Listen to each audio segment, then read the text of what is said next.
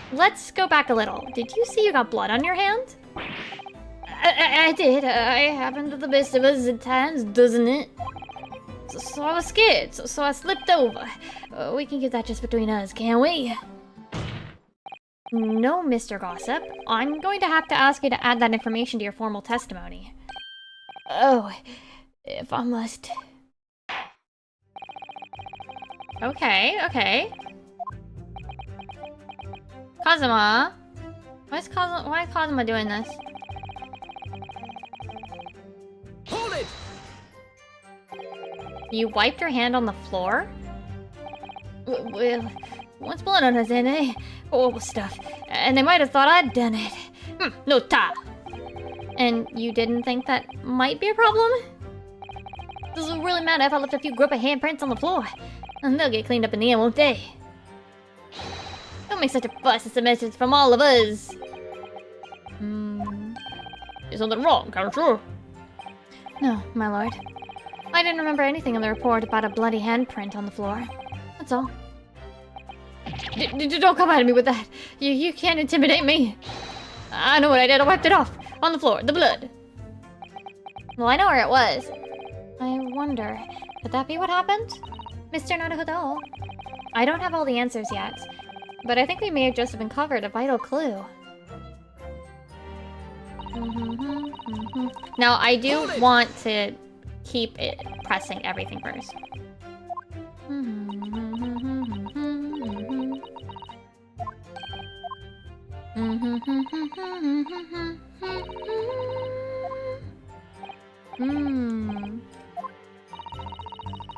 Old Lippy and the way. Old lady scream.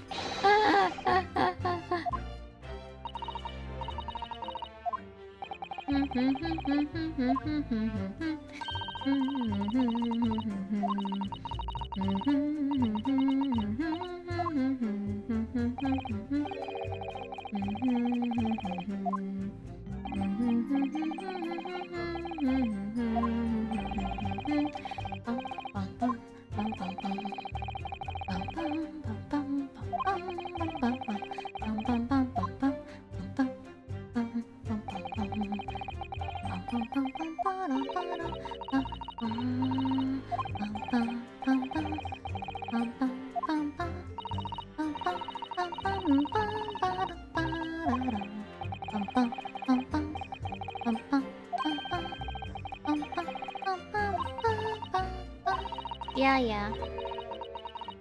I don't think they're the culprit.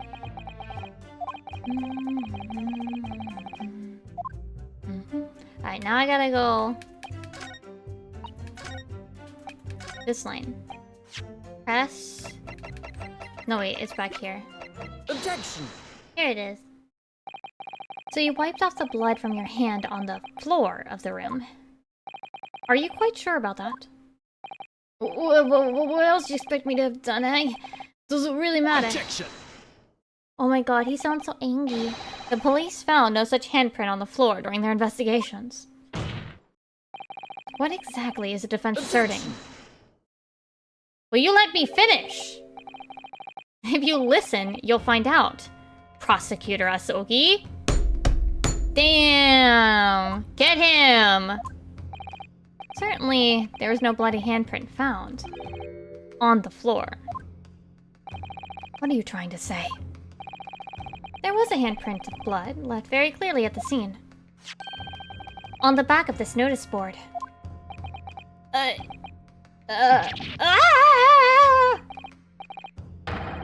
Oh, yes, indeed. Indisputably a handprint in the distinctive color of blood. Fuck.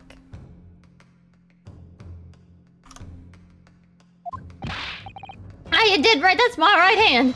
I know it anyway. Hot actual hero? Huh? The witness very definitely testified that he wiped his hand on the floor. Yeah, it did. Any handprints on the back of the board are irrelevant. Objection.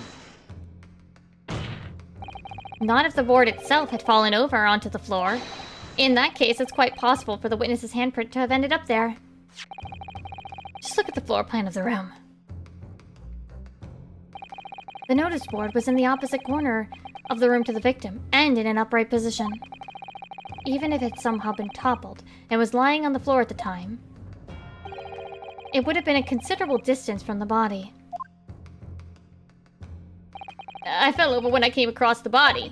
So the wall was basically right next to the corpse, not the other side of the room. In other words, The defense's assertion is contradictory. yes, it is.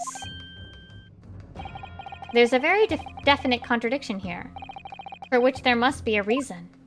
I take it that you formulated a proper hypothesis, Counsel, regarding this apparent discrepancy between the witness's account and the handprint found at the scene. I have, my lord. The discrepancy between the witness's account and the location of the handprint is explained by the board moving. The real contradiction here is the handprint itself, not where it was found. As the court can see, it's upside down. Good gracious, so it is!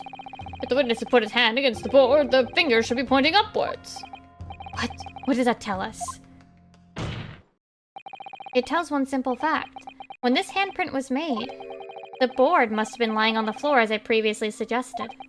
Which means that after the incident, it must have been moved. What? Objection! You're claiming that somebody moved the notice board after the shooting. Then tell the court who. I don't know that yet. But the point is, when you consider all the testimonies we've heard so far, we can now be very clear on one point. and that would be...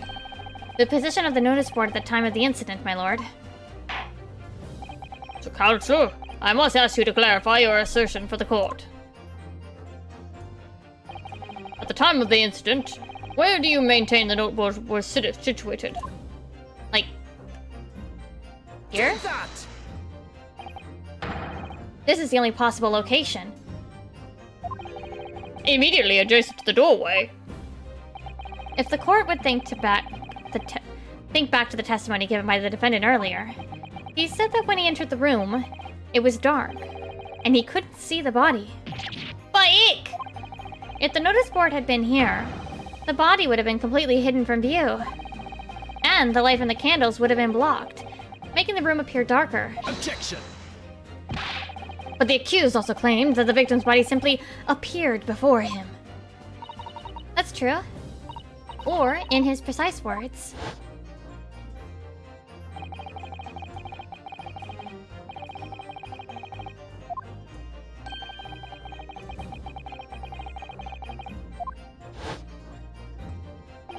I don't know what about calling it a scream, but he was talking about me and no mistake. 'Cause it was me that kicked the door open. if you look again at the floor plan, consider what would have happened if the door to the room was thrown open with force. That can't. The door struck the notice board, knocking it over, and making the victim's body visible. Good gracious. My client has told nothing but the truth. He has simply described what he saw. Ugh. Why is Kazuma getting so mad? After the incident, somebody must have raided the board and moved it into the position where the police, myself, and my colleagues saw it when investigating the room. Witness, what have you to say for yourself? Me, my lord! You and your fellows were there at the scene before anybody else. It goes without saying that you must know something about the position of the notice board. Uh-oh.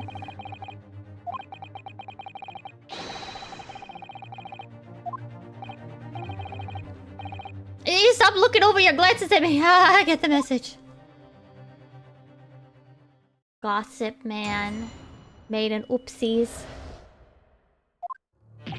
I don't know anything about that there notice board. I just wiped my hand on it. That's all. Well, don't look at me. I haven't got a clue about it. I was doing business with some second years at the time. I don't know anything about anything. I'm just a bystander, me, just a sign at the crossroads of life. It was that Reaper of it. He got a face that screams bored. What? What does that even mean? I can't see how this changes anything anyway. The detective still died when we heard the gunshot.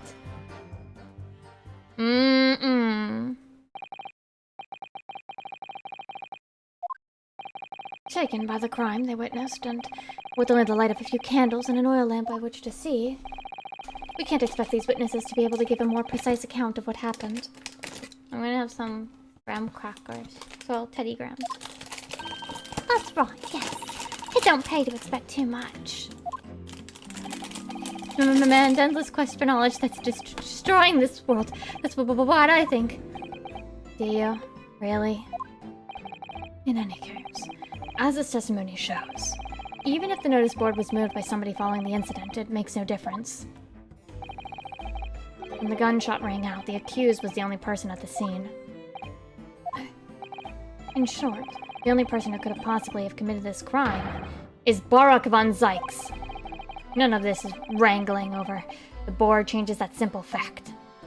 No! Stop! Oh my gosh, they're all so dumb. Yes! Why would I say no? I don't want to cross-examine them. What planet would we be from? Man, what's the last case gonna be? Hold it! What do you think the last case is gonna be? Mars? Oh, wrong one.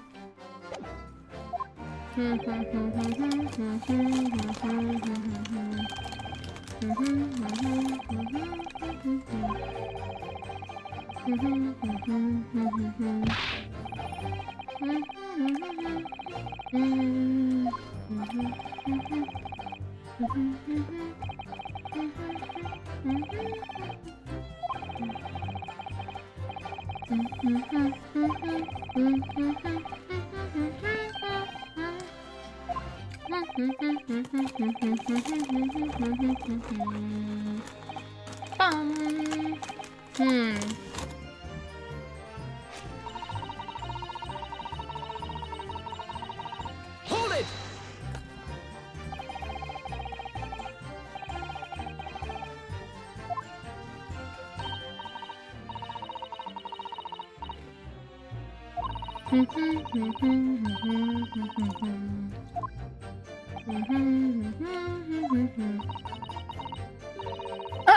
I've been telling on them. Ah! Oh my gosh.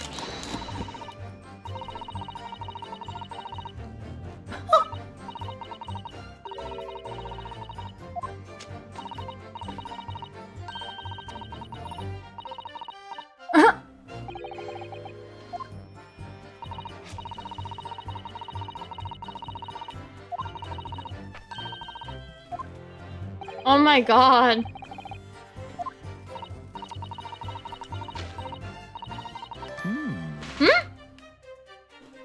Excuse me. Telling lies? Something wrong, Mr. Sandwich? No, you have to tell us what it is, my dude.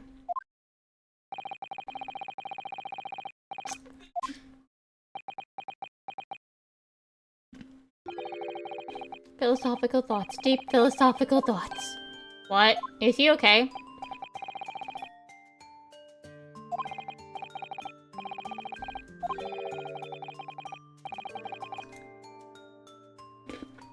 Oh. Let's say there's a great liar. And that great liar said without batting an eye. Telling barefaced lies is kind of my thing. I'm ever so good at it. Would those words of hers be a lie too?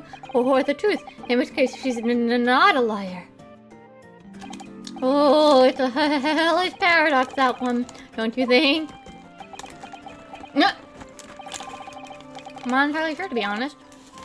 But it seems to me you're suggesting Miss Phineas has been lying, are you? He's looking at her!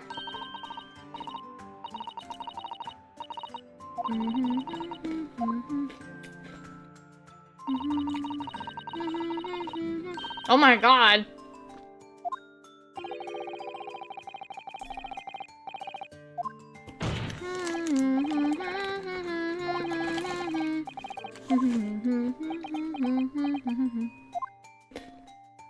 Out with it, man.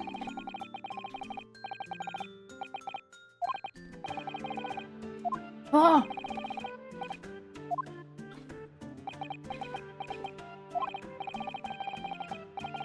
Oh. She did go, but there was someone else who crept up the stairs behind him too.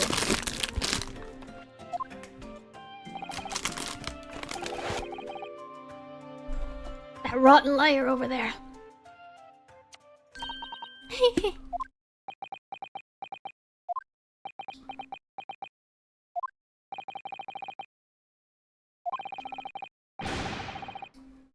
Uh-oh. What did I tell you, eh? I said I was good at telling barefaced lies, didn't I? Yes, you mentioned it.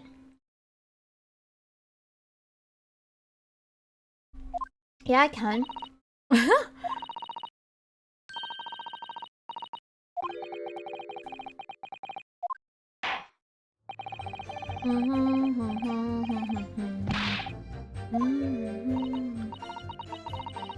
Well, now you come to mention it, I suppose perhaps.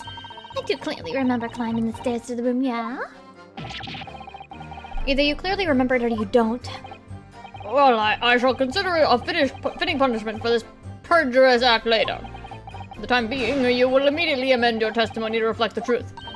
Oh, yes, my lord, of course.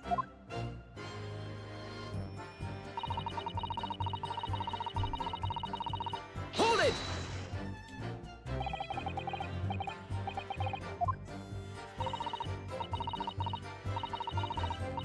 I don't really know, to be fair. If you want my advice, though, I'd take everything I say with a big pinch of salt. Alright. But you did in fact go to the room where the victim was killed on the day in question, didn't you? Oh, please. As if I would. I can't think of anything more terrifying. The truth, please. Alright. Just a bit, then. I mean, a girl my age is curious about stuff, you know. Did you touch anything at the scene? Oh, please, as if I would. I mean, there was a dead body on the floor. The truth, please. All right. Just a bit then. I had a look to see if there's anything I could sell. So I did the place once over, but it was nothing to write home about.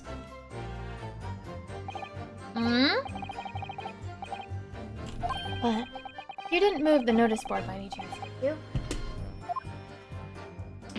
Oh, please, as if I would touch anything like that. Just a few bits of loose change is all I had. The truth, please. Oh, all right then. I thought there might be something worth having underneath it. So I blasted the flippin' thing. Sorry, flip the blasted thing. You're telling us that you did move the board. I think that did slip out, didn't it? What? You daft bomb pop! I don't believe it. The girl doesn't think. So, did you find anything then? Something that you might have taken, perhaps? To sell? Oh, please. I should be so lucky if The truth? No. I might have found this old pocket watch under the nose bowl, I suppose. But a bit of junk like this can't be worth much if you ask. So it was you, was it? You're the one what took it. Gina? Your lady, may I remind you where you are? That watch there. It was a present to Inspector Gregson from the yard for a big case he solved 10 years ago. The professor case, no doubt. Boss used to wind it up every evening without fail when he was waiting for his grub to come at the pub. I see. I swiped it off at once and blimey, he was upset. He gave me a raw earful. He hadn't missed a day in the last 10 years polishing it and winding it. It meant the world to him. that watch did. Possibly not the best thing to go diving for then. It's not all that. I took it to Gervais and then I asked how much it was worth, but the old dealer wouldn't touch it. Wouldn't give me a penny for it. Said it wasn't working. Not about and worthless, he called it. I knew I should have lifted it. Gina's just there now. That watch must be submitted as evidence at once. Oh, please, just so long as you promise to give it back when we're done. Not a chance. I'll swipe it from you if you try to get your grubby mitts on it again. It's enough. Hand the watch to the bailiff forthwith. And then Gina, yeah. Now, children, watch your manners. Good lord! The glass appears to be broken. More than likely, it shattered when the inspector was shocked. It doesn't take any more either. Which is why Jabez didn't want it. What do I say? I hope we give it back to Gina at the hour of 5. Exactly when the gunshot was heard then. Which supports the prosecution's claim, of course.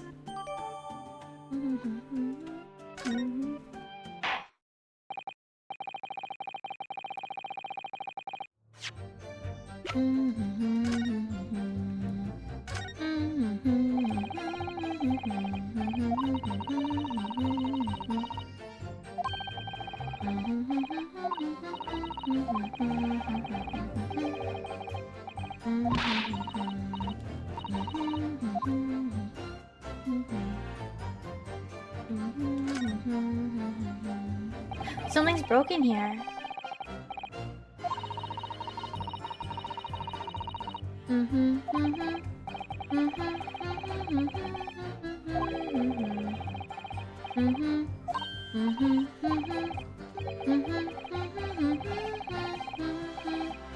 It's your heart?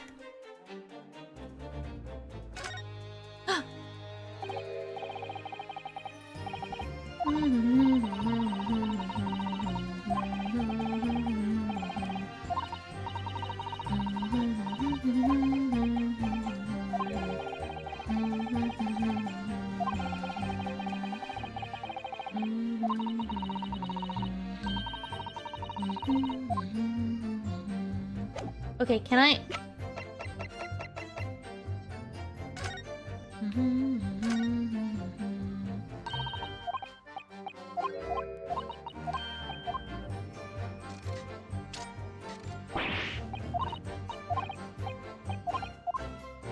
Can I...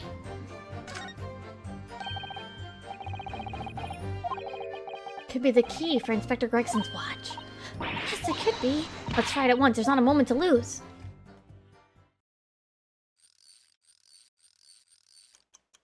It's not broken. I knew it, a perfect fit. And look! The inspector's watch has started going again.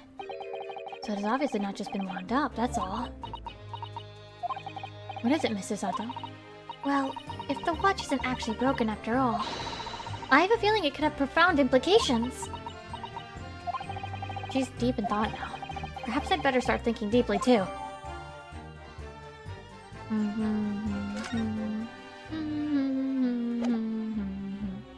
Does it actually, like, take if I examine it again? No. Whoa, whoa. Am I the only one getting, like, really... I had some really bizarre, like... For a second, like, really bizarre optical illusion going on here. With my eyes. Okay.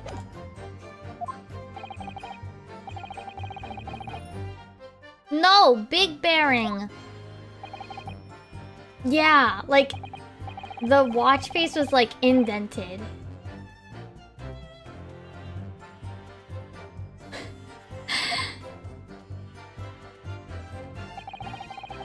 Alright, we're gonna...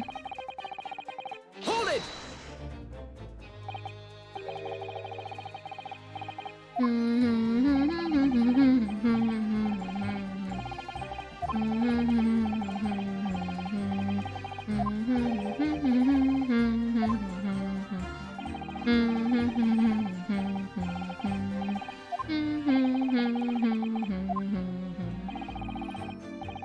We're both the same species, aren't we? Both different members of the sign family. So if I'd spotted it, I might have tried to trip it up out of a sense of rivalry, I admit. Someone really needs to tell you that you're Homo sapiens on Homo sinians. Does that mean you didn't notice the board? I can only repeat what I've said before. I don't know anything about anything. I'm just a bystander. Just a sign at the crossroads of life. In which case, just who was responsible for... Oh, we already discussed this. Hold it!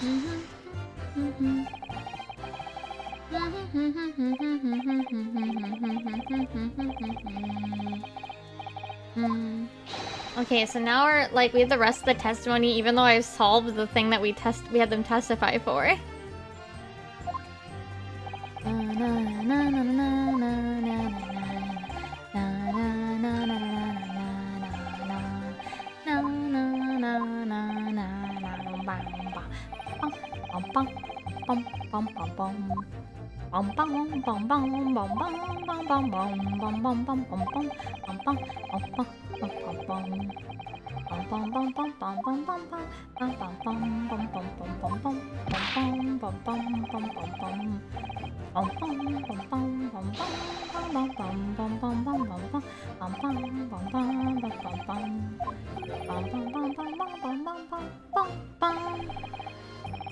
I feel your pain, Kazuma.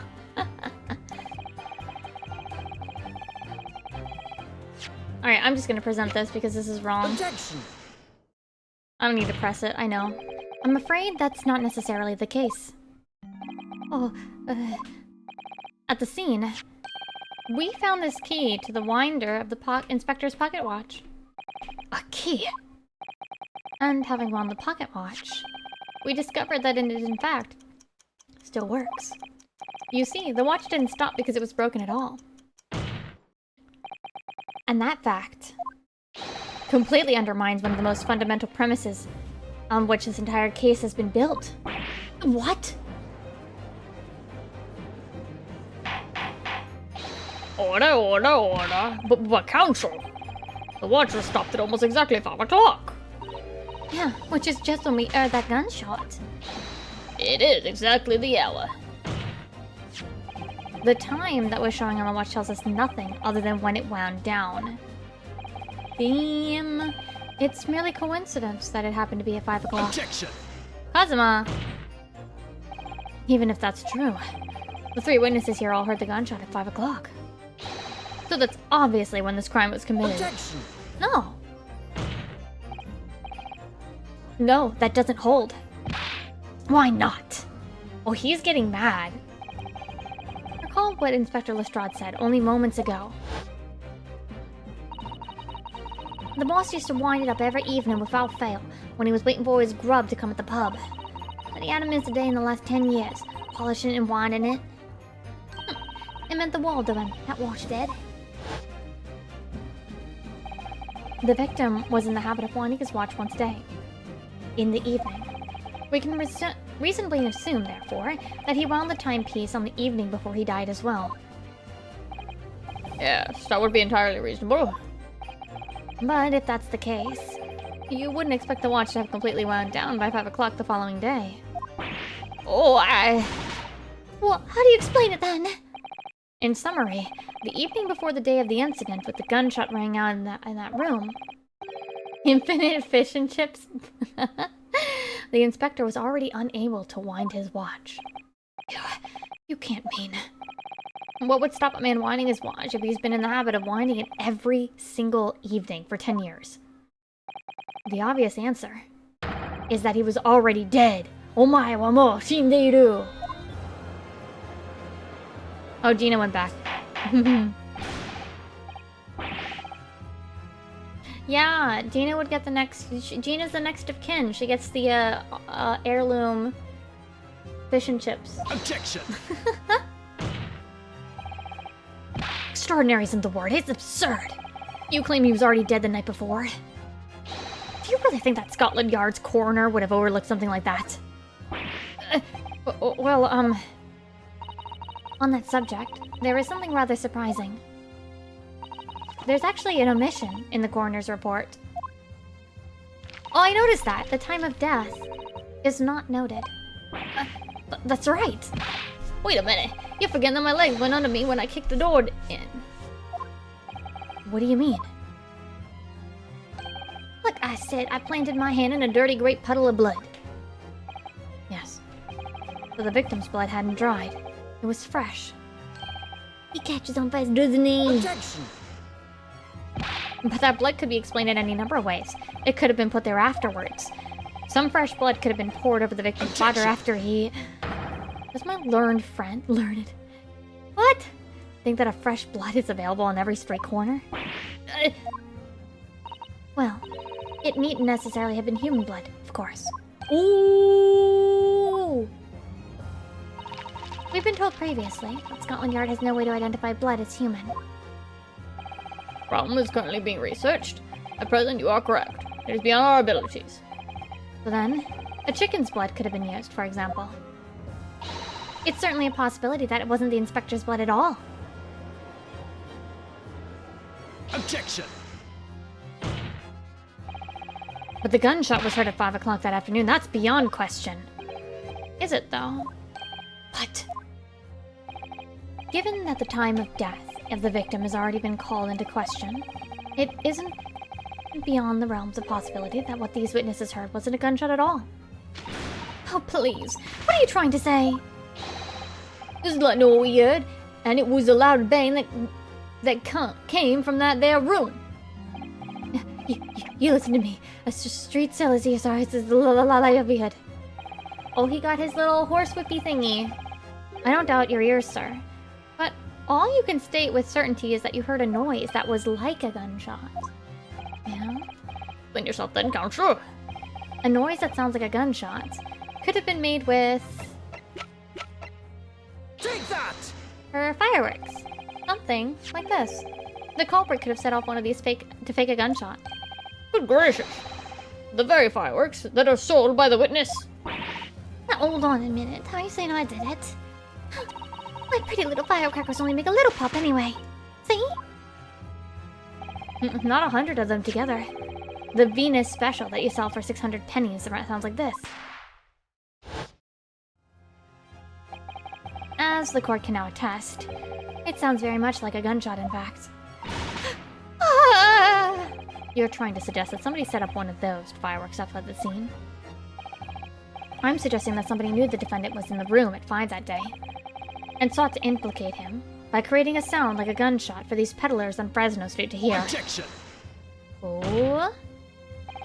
But even the accused himself has testified that he saw no one else in the room at the time. Whether it was a gun or a firecracker, the only person present to cause that bang was Varrock Van Zykes. One whiff of my match, and my firecrackers go pop, see? It's why people like them. I fear for your fingers, young lady. Objection! Recently, during my time here in Britain, I have learned of a very useful invention indeed. Something called a time bomb. Good heavens, a bomb! Yes, a device that allows you to blow up whatever you like, whenever you like. Mr. Naruhodo, I worry that your unfortunate phrasing there may lead to yet another international incident. No, wait. It's the whenever you like part that's important. Time device. Yes, exactly, a timed device. Something of that nature could have been planted at the scene. A device that was able to produce the sound of a gunshot long after the culprit had left. Your extravagant claim will have to be substantiated with evidence, Counselor. What proof do you have to suggest, anyway, that a time device was employed to create a gunshot sound?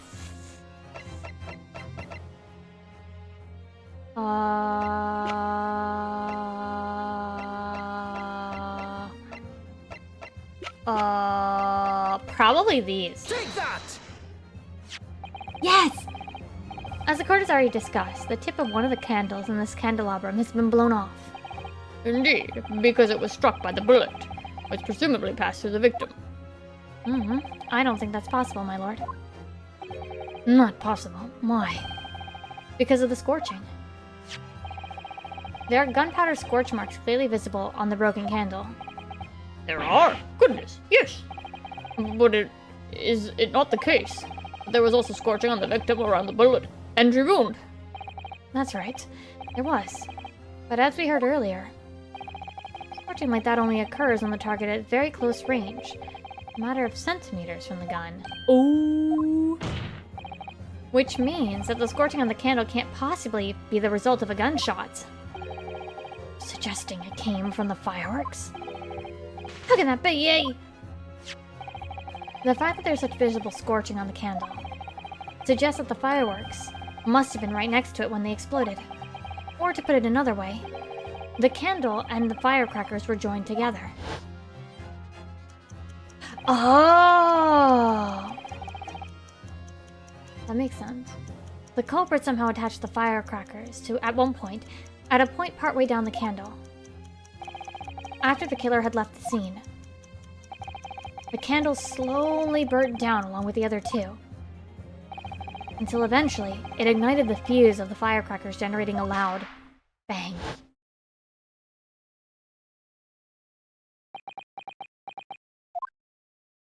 That's clever, actually, I have to say. And that is how these 3 witnesses came to believe they'd heard a gunshot at 5 o'clock. Well, what a plot. And this implies that the victim could have died earlier than we've been led to believe. The previous day, even. No. Don't hold your horses. All those lot here saw the victim go into the building, remember? I couldn't forget that flame-colored hair even if I wanted to. The person you saw entering the building wasn't the victim at all. Consider this. Obviously, anybody can wear a wig. So the person that these witnesses saw entering the building 15 minutes before the incident occurred could have easily been someone else entirely, wearing the red hairpiece. Someone else? Do you mean to say? It was the same person who contrived the firecracker trick. In other words, Inspector Gregson's killer.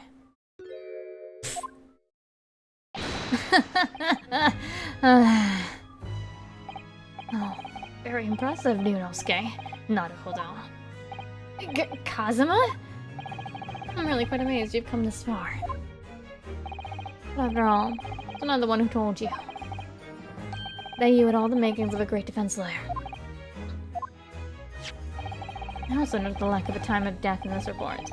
A stark omission. But as far as I'm concerned, this whole country's justice system leaves a lot to be desired. Oh? Prosecutor Asogi, what on earth do you mean by that statement?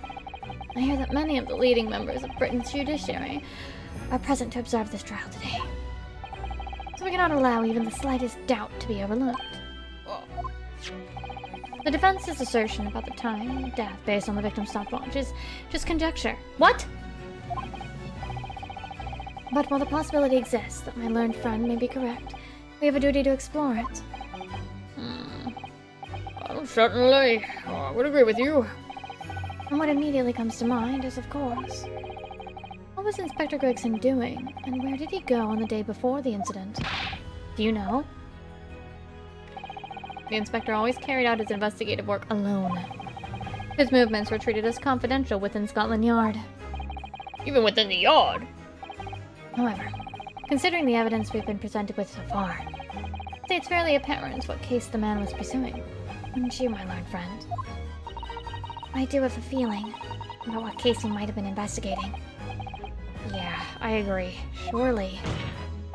My lord, the defense believes it can explain to the court the case that was being investigated by Inspector Gregson at the time of his death. Very well, Counselor. Present your argument to the court. What evidence is suggested of the case being investigated by the inspector on the day of the prior to the incident? Probably the wall, right? I'm a little hesitant, though.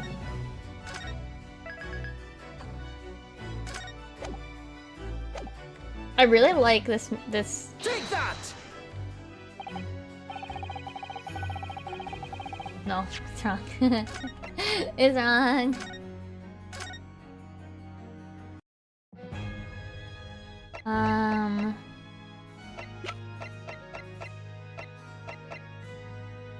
Take that! No.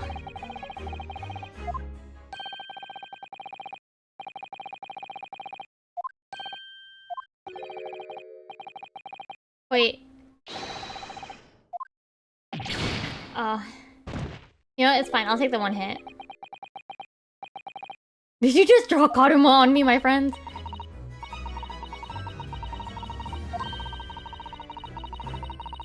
I'm not sure.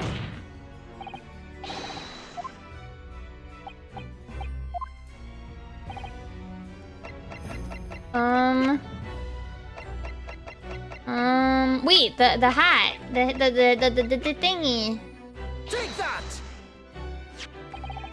I believe this red hairpiece points to the answer. I might assume it was part of a disguise used to carry out an undercover investigation. Surely not. Such a brightly colored headpiece would only serve to make the inspector more noticeable. Yes, that's quite true. It would definitely have made him stand out in a crowd. Except, that is, in a crowd of gentlemen from the Red-Headed League. The Red-Headed League. So, you'd already worked it out. What on earth is this about? Is there such an extraordinary league of gentlemen? The Red-Headed League is currently under investigation for a grand deception. A deception of what nature, Counsel? They've been targeting red-headed men all across London and tricking them out of small sums of money. Oh, this is a pyramid scheme.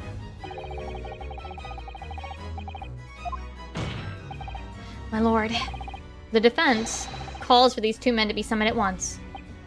Two redheads? All this is a pyramid scheme is what you're saying. Inspector Gregson clearly infiltrated the Red-Headed League using this hairpiece, so it's very likely that he had direct contact with these criminals. And it's quite possible that such contact led to more serious events. Dun, dun, dun, dun. Dun, dun, dun, dun. Dun, dun, dun, dun. Dun, dun, dun, dun. Dun, dun, dun, dun. Dun, dun, dun, dun. Dun, dun, dun, dun. Oh, we're gonna have to take a recess, aren't we? And once, my lord. Very good. We'll have a 30-minute recess. Court is adjourned. I'm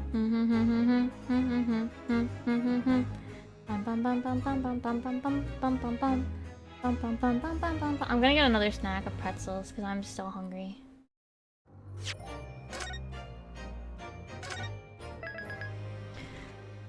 Part of me wants to... Wait, it's still part 1? Or is it saving as part 1 because we're at the end of part 1? Part of me wants to actually know, like, how many parts it is.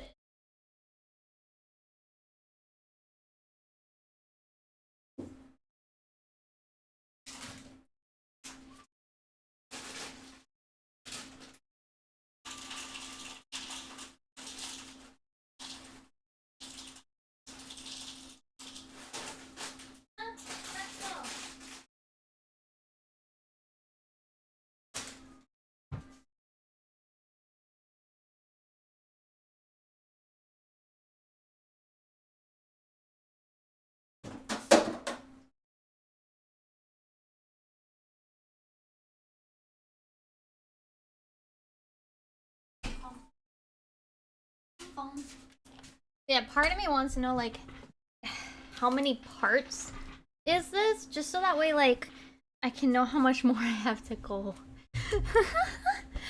Part of me wants to know so I can see if I can finish in one sitting. I don't think 5 would finish in one sitting, though, you know?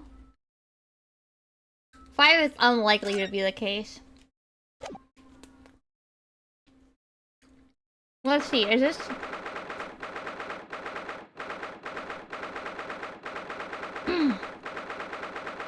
Is it labeled as part 2 when I save it? No, it's still trial part 1? What?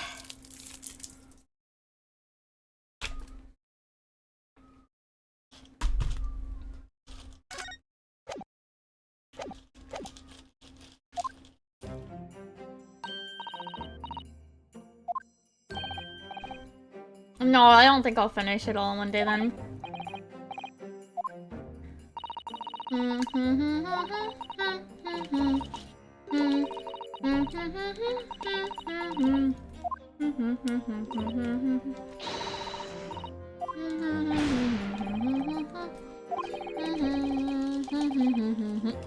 It's not a competition, Mr. Sholmes.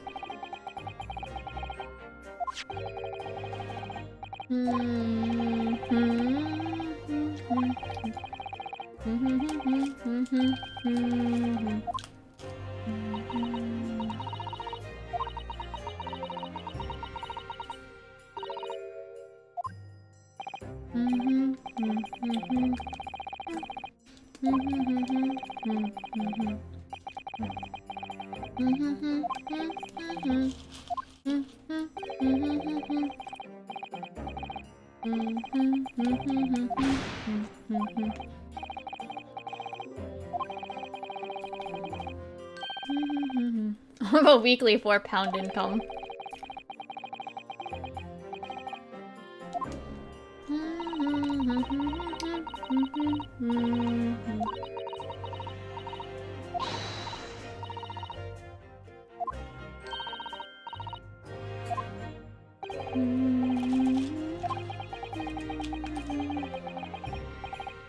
Oh, it's those two from the very beginning, huh?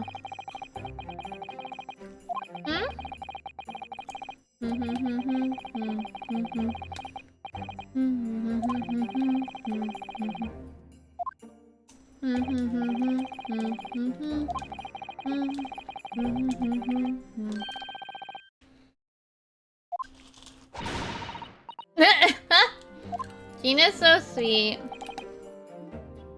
Yeah, I don't think the inspector needs £4 a week.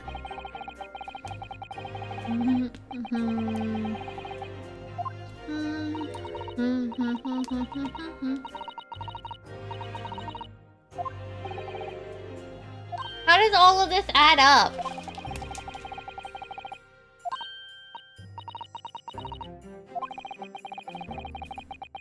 Half his salary was fish and chips?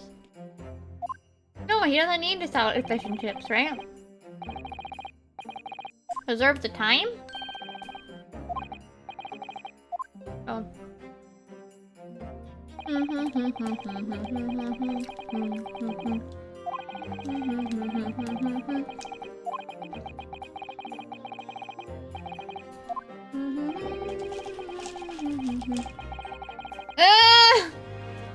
I get the feeling we're a long way from the end of this trial yet.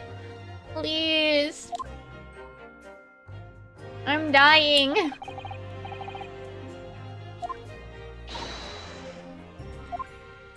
I wanted to try to finish this today, but I don't think I can.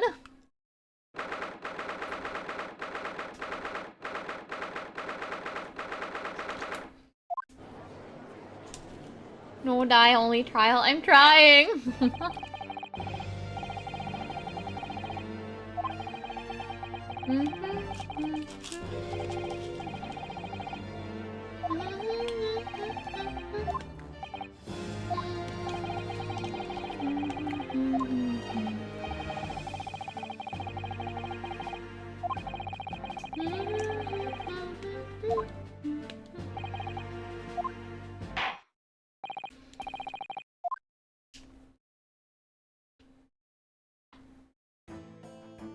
Oh my god! Who let him bring spaghetti in here? You may omit your occupation.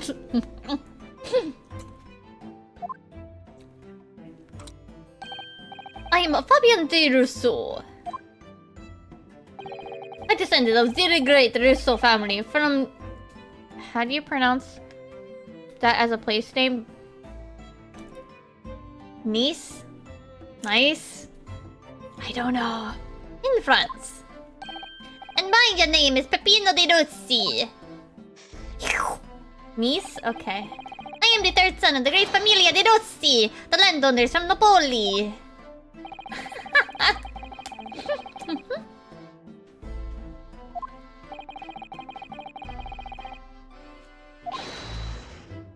But do you have any idea how boring it is to be born with this noble blood?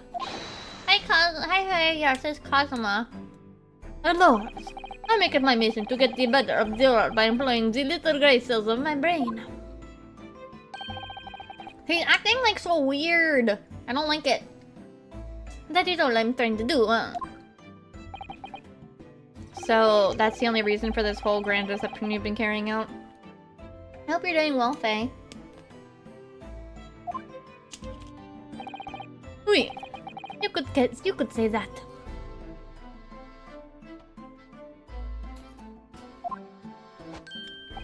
Not bad, eh? Here's the grand ideals, but the petty plans. This strange combination is the charm of the hilarious brothers. Hilarious? Di capo. Listen to me, Pino. I have two things to say to you. Are you about to tell me one of your grandi anecdotes? Viva! Firstly, I want you to stop calling me this couple. And secondly, we are not the hilarious brothers. This is serious business.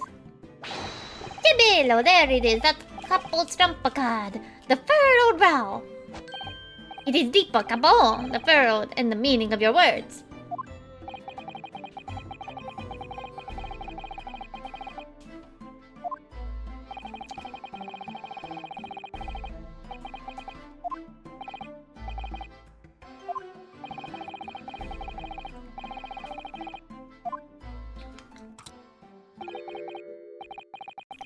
Oh, we're gonna get an explanation of... No, couple, leave it to me! As you see, we both have the vivid red hair, no? At school, we were teased for this without pity.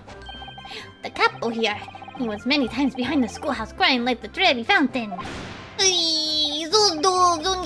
One day the world will respect us redheads. Every night he would bury his head in his pillow and wait for the... Si bien, Pepino, enough. I would explain the rest. Pepino's great. He's so dumb. The first step was the newspaper advertisement. About 1 week before the plan was put into operation, we listed the same notice in every paper in London.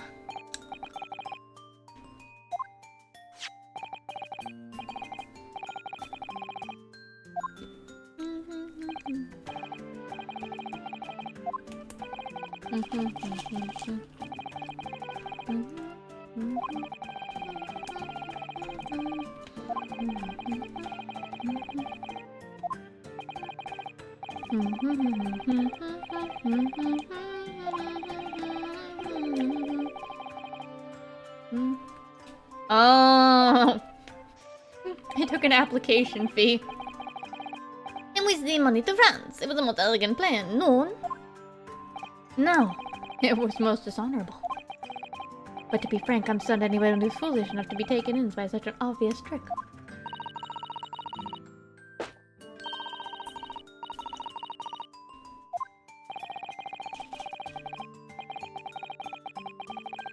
It was the day before the victim was discovered.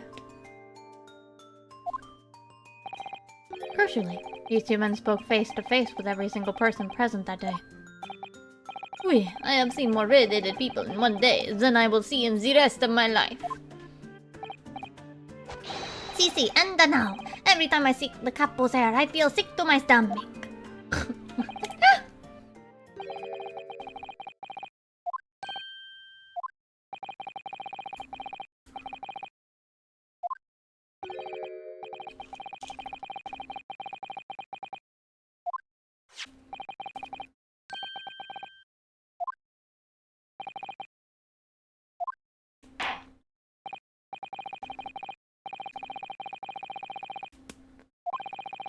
On the subject, the gentleman pictured in this photograph.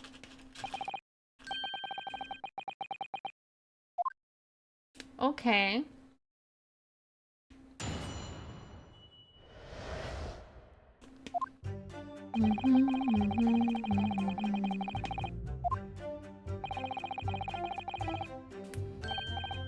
I'm Capo. No, I don't remember him. Obviously, he's dead now, but I saw he was not in the bar. Allora, this victim has nothing to do with us. You will not answer for Peppino. It is your fault that we got caught in the first place. What did Peppino do?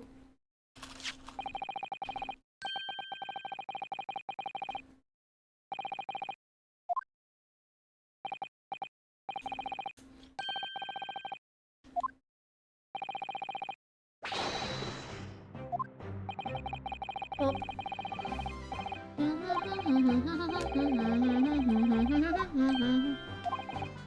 Uffa.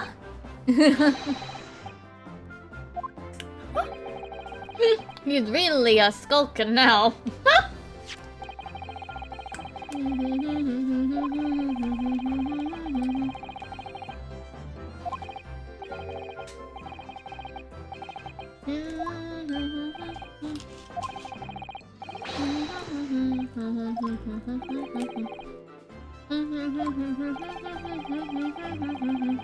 Maybe he didn't talk to them.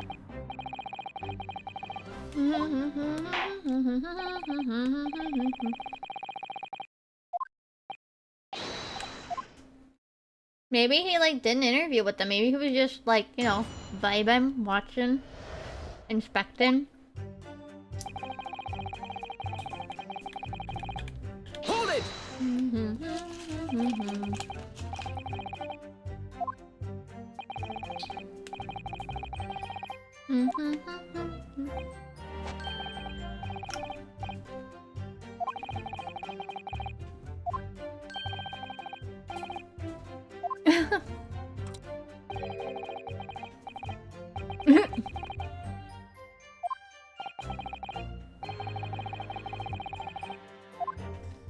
That's a lot of people.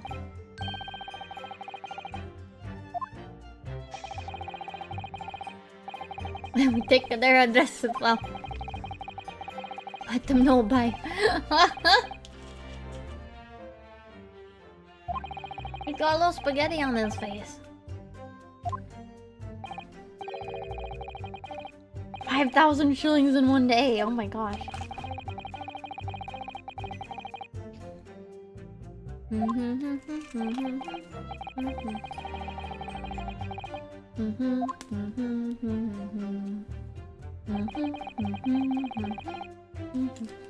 Hold it! Okay.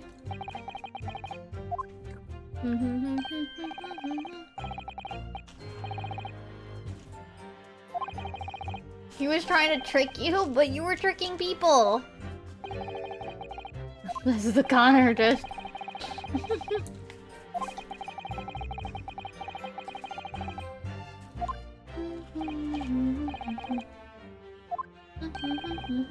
My memory is very large. Okay.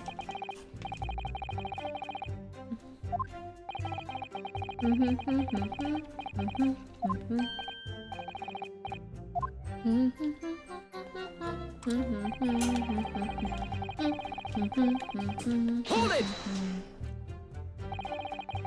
Bum, bum, bum, bum.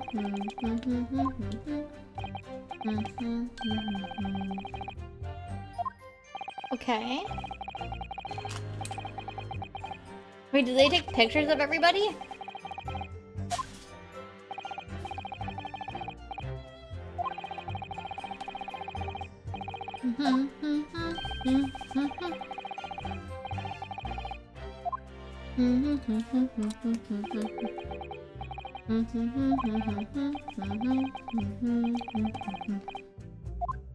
Oh.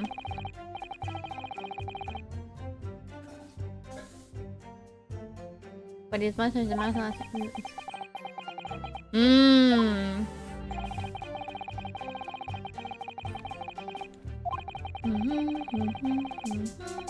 Oh.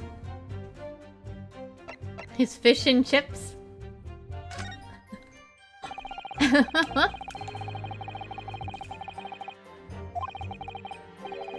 The man was always munching on a packet of fish and chips.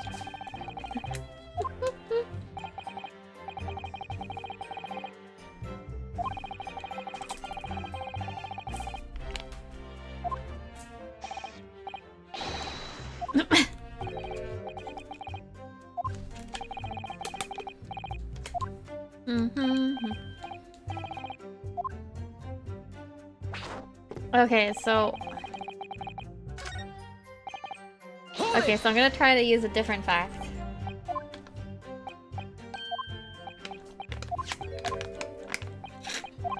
They got people's names, right?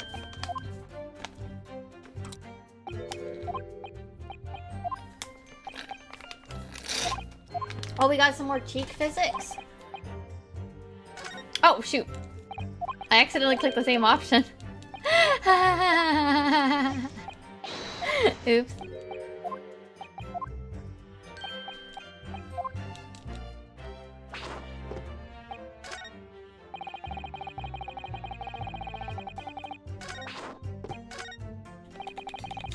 Hold it! Okay, one more. Let's actually click the correct option I wanted to say. Let's slow down.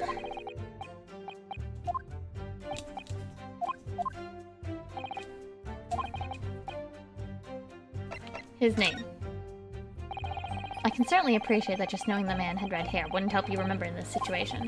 But what if I told you that the man's name was Gregson? The man in this photograph is a Monsieur Gregson. Yes. Names, they are boring. I did not listen to any of them. Oh. It was not a real interview, huh? It was just for a show. Why would I remember the names? That's right. This changes nothing. The man in the photograph was not there, as we have already said. I see. Is it little to be gained from pursuing this point further? Tell them again what you said before, Pepino. Si, capo, si. I'll say it again and again. I almost want to try the other option, but, like... Hold it! I guess I might as well finish pressing all of them. Whoa, why are you trying to climb over the thing?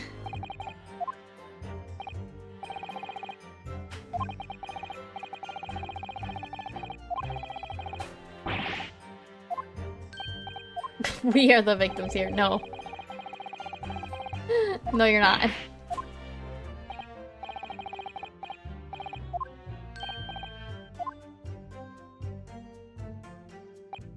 Oh, whoops.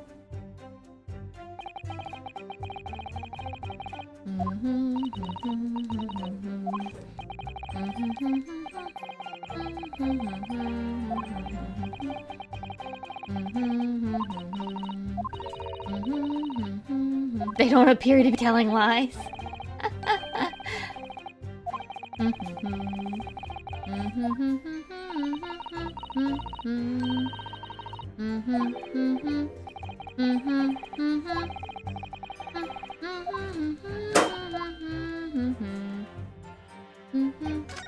Okay. I forgot to press this last line. Hold it! What do you mean by that? Lord, you promised not to say I capo.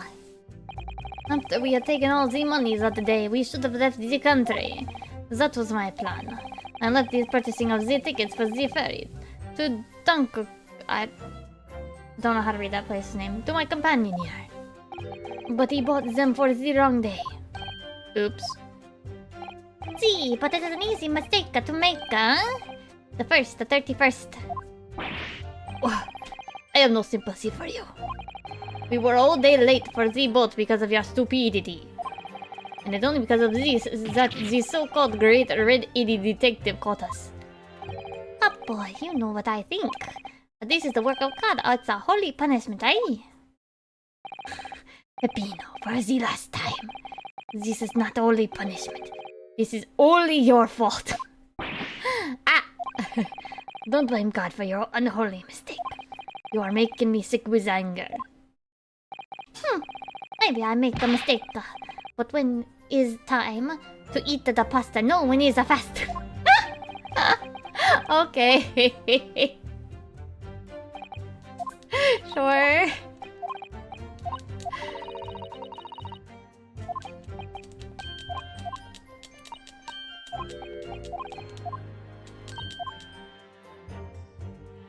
Okay, so we're gonna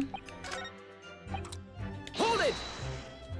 give him the last bit. Alright.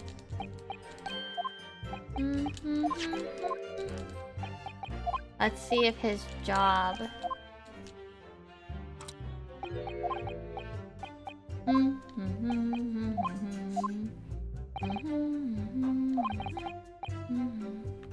His profession. I can certainly appreciate that just knowing the man had red hair, blah blah blah blah blah. But what if I told you that the man in the red hair piece was actually a detective? The man in the photograph, a detective. Yes. It would appear he found your notice in the paper suspicious and decided to investigate incognito. Alright, but these changes... Wait! Excuse me! Peppino's so dumb. Something to add, Mr. Derosi? Peppino's so dumb! See, I'm always adding something. Parmesan, olive oil, pepper...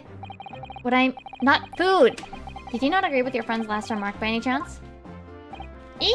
What did he just say about the detective? Yes, that. Keep your mouth shut, Peppino. You have said enough already.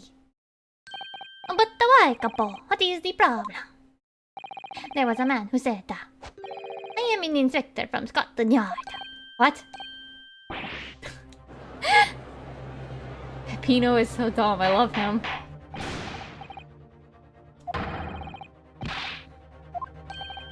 Easy, a man who was at the park said to us that he was an inspector. There was no such man. My die. What do you think, Capo? Have you forgotten I have forgotten nothing. Nobody like this came to the park. Basta, Capo, basta. You beat me at many things, but not two. The memory and the meals. Like I said, when it's time to eat the pasta, no one is a pasta. But you are inferior to me in every other way. So shut up! Objection!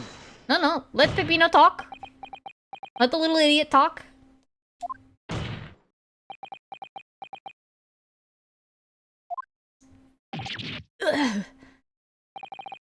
Drop that.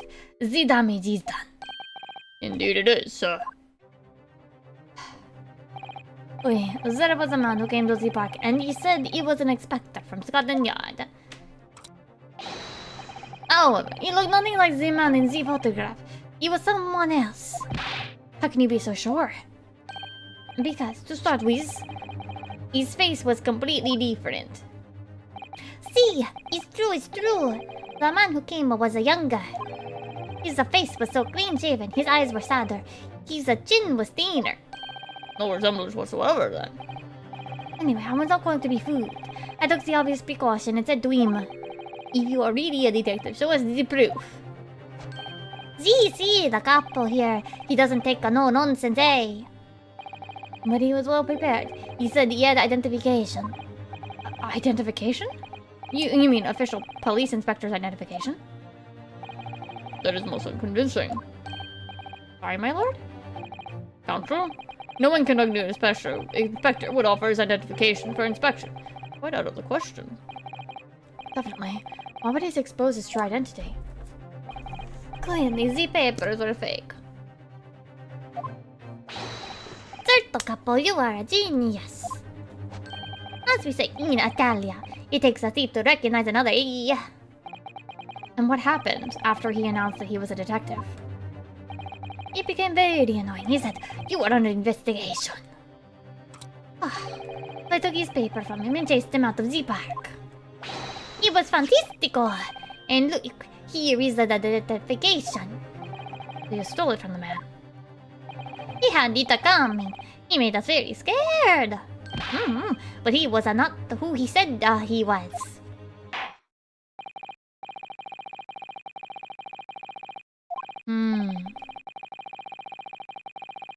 Okay. But I like them. Let me look at them. Let me look at them.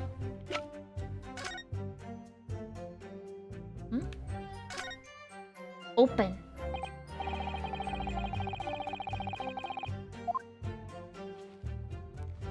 Woo! 997. Out of interest, what name is given? Plucked out of the air. It's Tobias Gregson? Wait, what? This Scotland Yard's insignia looks genuine to me.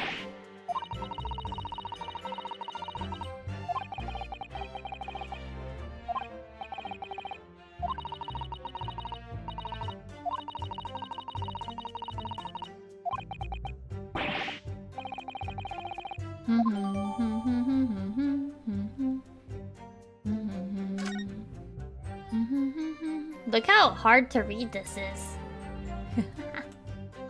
Okay, so it's real.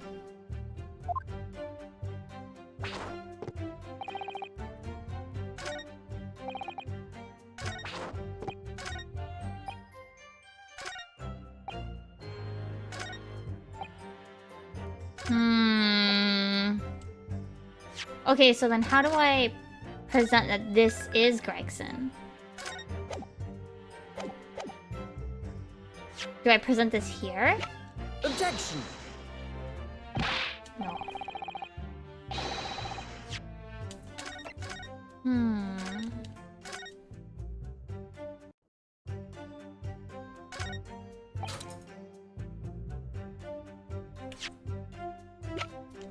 Objection! This, because that's his name. I wonder if I could ask you to examine this identification book very closely. Miss Lestrade?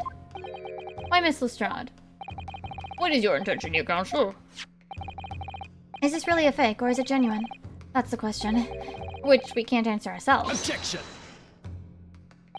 That'd be ridiculous. No Scotland Yard detective would have allowed his or her identification to be stolen.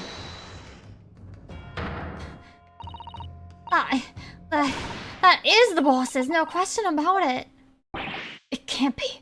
Well, if he was dead, he wouldn't have allowed it. The undercover detective who attended the Red-Headed League's enrollment on the day in question was the real Inspector Gregson, carrying out an incognito investigation. The lords! Oh, he's...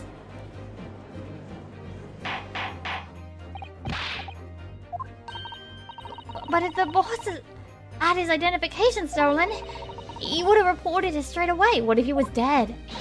I mean, he was always on me about that. If you lose someone, report it at once, he'd say. Could it be, then, that the inspector was physically unable to report it? Physically? Eh? Wait, yes, what are you saying? Unable to. You're not suggesting. Yes, it's quite possible that he was killed before he had a chance to report his identification stolen. No! Also, now we're in part 2, apparently. The defense posits that the victim was killed the day before his body was discovered at a different location. Do you two have anything to say about that? I know nothing. I don't know nothing. Pull yourself together, Pepino. Unja. You can behave a little more like a master criminal than that, non? Now I wish I had returned to Italia. Stop crying, Pepino, please. Was I... Luma, stop your whining and start talking. Are they okay? I know nothing. I don't know nothing. But you will tell everything, or face the worst possible outcome. Hold on. Test. It broke again. I don't know why.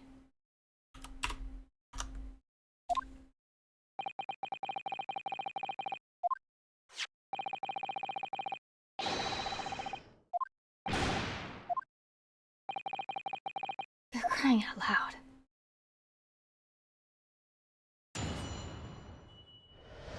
Oh no, they're crying. Like, actually though.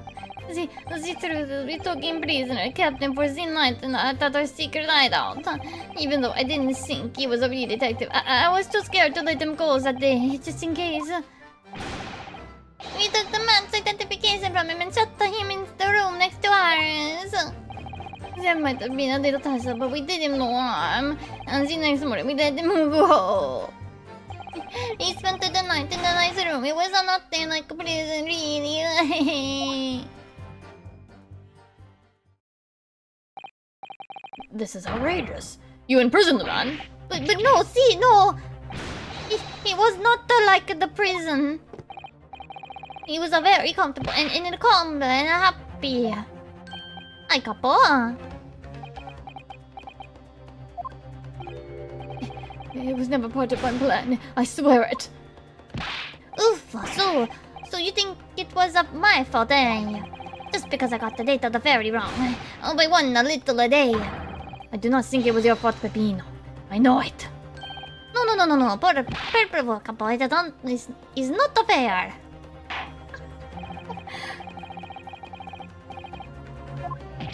Ugh, I don't believe this. Oh, could you have been a real detective? Out of the defense. Proceed with the cross-examination. On the day before the incident, Rexon spent the night confined in this pair's hideout.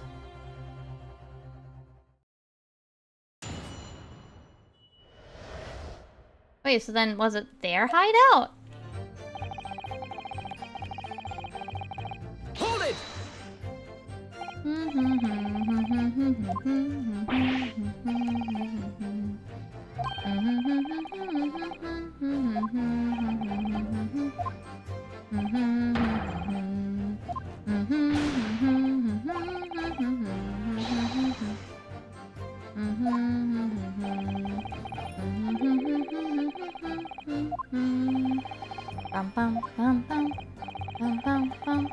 Oh, an old empty owl's behind the park on Lime Street. Okay.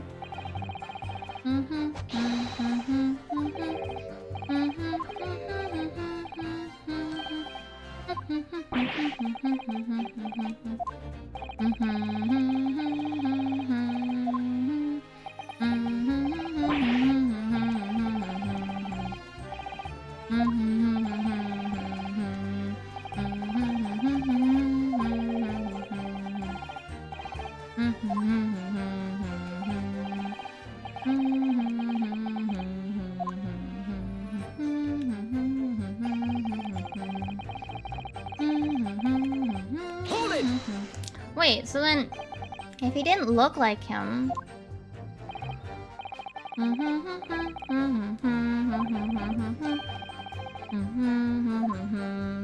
then who did they run into?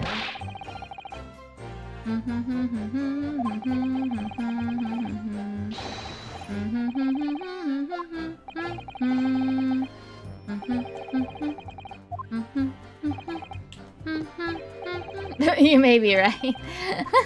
Pepino's so dumb.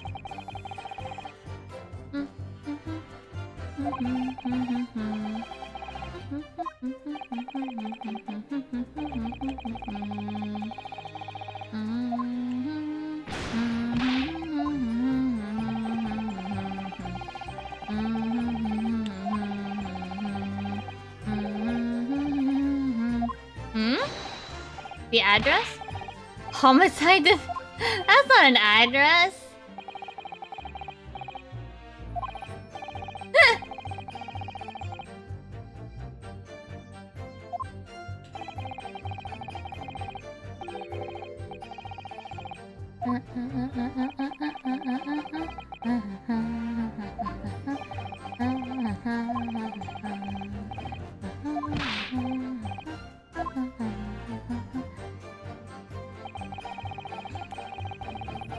Hold it!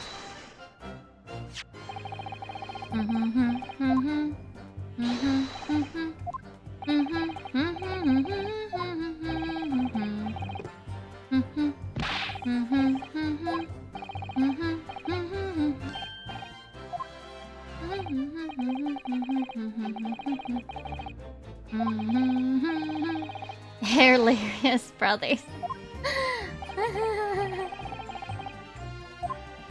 All we did was show him inside a locked room. Gift got it. That's all.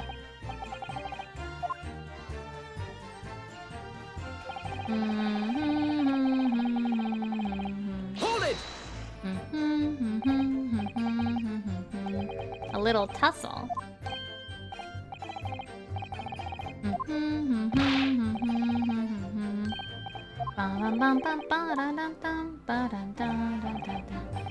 Wait. What does he do, huh? In the middle of the night, tries to escape through the ventilator. Can you blame him? He vented! Wait.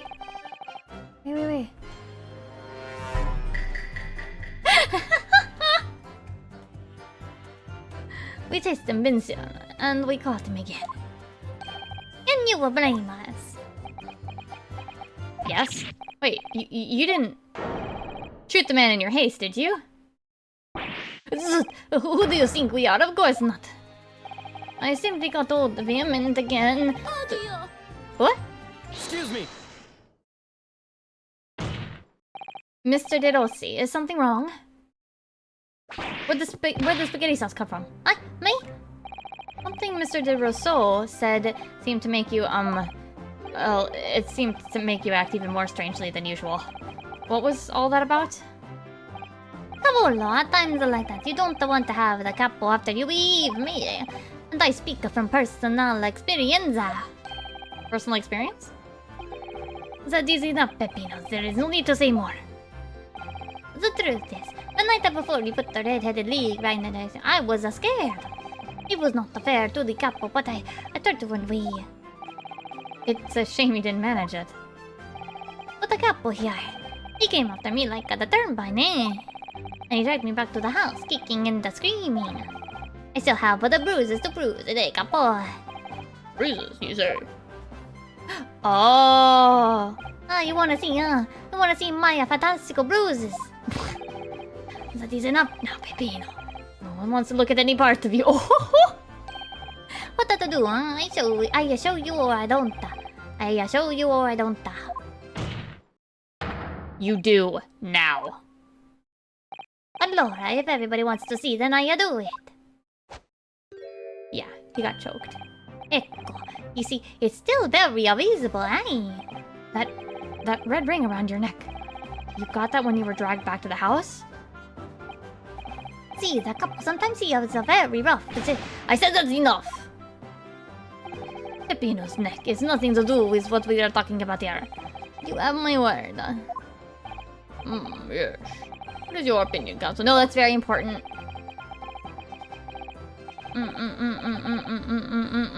It's very important, it's very important, it's very important.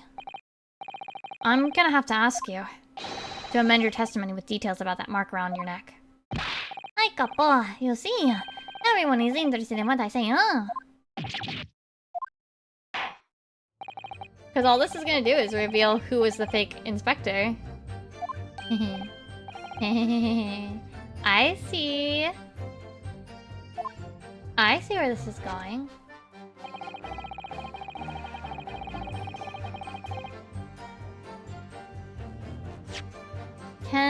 Wait. Oh, I can't court record here. Are you saying that red mark was caused by... See, a big collar made from the leather. What? A leather collar? Is this true, Mr. De Rosso? What? We had a Saint Bernardino when I was younger. It is a souvenir from that time with a very strong chain. A strong chain. And you put that around your friend's neck. I'm sorry. I was so angry that he was leaving me alone. You did not have to tie the chain down the leg of the bed, though, huh? I would not have tried to run again. You didn't do that to Inspector Gregson as well, did you? Treat the people equal. It's the capo's year's motto, eh? It's starting to sound a lot more like a prison all of a sudden. The capo is a tough, but the capo is a rough. I shouldn't have done it. So, the following morning, when you released the inspector... He had the red ring around his neck, just like me. Peppino, s'il vous plaît, leave it now. No, you know, the capo here, you don't want to tangle with me. Before the inspector, it's not so bad.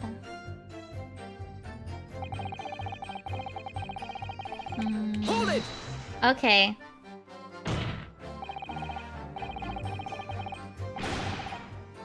So the person was the other guy.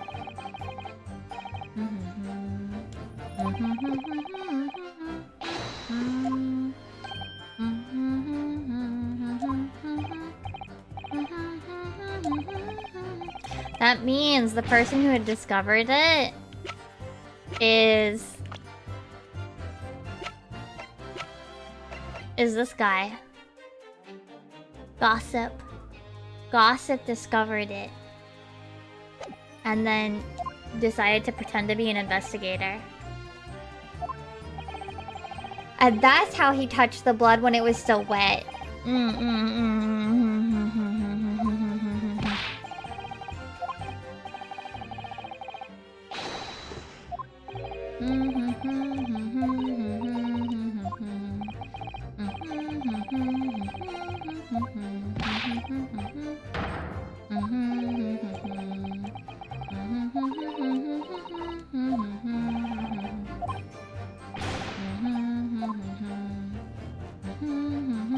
Not much to go on, really.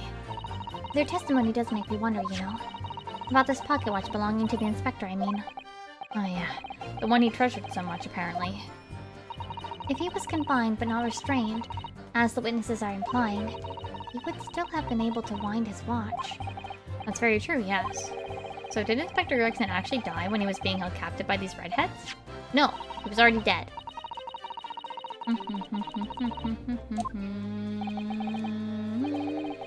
I find that hard to believe.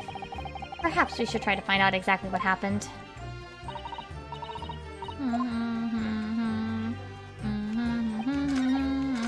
I think it's this line. I need to press this. And like, if that was the case, wait, where's the picture? Here. Yeah, we should be able to see it. Objection! So the day before his body was discovered, Inspector Gregson was taken prisoner while working incognito. Oh no, it was not like that. It was hardly a prison. It was an invitation to stay. It was only... Oh, well, however you describe it, there's one glaring inconsistency that remains. What inconsistency is this, Counselor? I would ask the court to look closely at this photograph of the victim, Inspector Gregson. You will see that there's no red ring visible around his neck. But that makes no sense. It was me who took the collar off the man in the morning. And I saw the red bruises on his neck, just like I have. Given that the mark's still clearly visible on this witness's neck, we'd expect to see bruising on the victim, who was put in the collar more recently than Mr. De Rossi. Indeed. It is most peculiar. But we tell you, we say this from the beginning, many times. Peppino is right. The man in the photograph is someone different from the man we held captive the night. Okay, can we get to the... Can I tell them who it is? It would appear, then, that on the day before the incident, the man who visited the park on Lime Street posing as an incognito inspector was not Inspector Gregson at all. No, it is! If that's true, however, how do you explain the inspector's identification? This is a genuine identification book issued by Scotland Yard. It's inconceivable that someone could have stolen such an important item from the inspector. The prosecution made that assertion itself. And we also know that the inspector had made a note about the Red-Headed League in his diary for that day. Which surely means we can't divorce the two events completely. Oh my god. I know where we're supposed to go with this, and... Can I just tell you who it is? Can I, like, skip ahead? No bruising can be seen around his neck defies explanation. But equally, they encountered an imposter. How did that person come to be in possession of the real inspector's identification? Does the defense have some plot? Yes! No! I know how! I know how!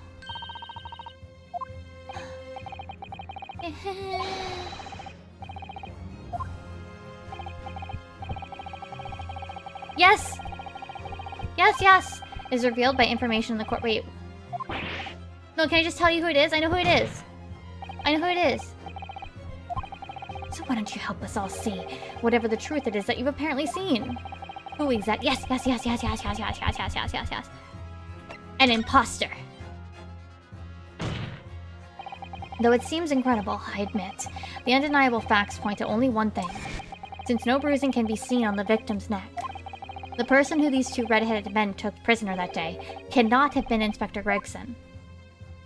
In other words, your whole argument up to now has been a waste of time. Objection! No!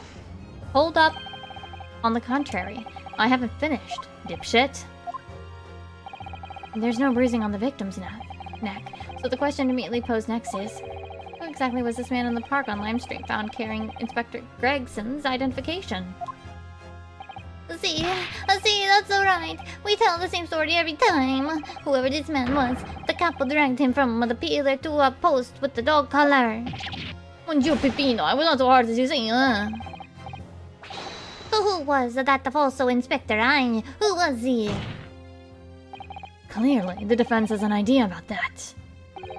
About the true identity of the man these two imprisoned that night. Can I tell you who? Who? I know. Where is he? Take that! There you go. Isn't that? One of the witnesses who was in the stand this very courtroom earlier today. A nameless man, whose only occupation appears to be peddling hearsay to passersby. Objection! What on earth would a street seller be doing with the police inspector's identification papers? Witnesses? Is this the man or not? What has happened to his leap? See, this man is not for the red-headed league. He is looking for the twisted leap, no.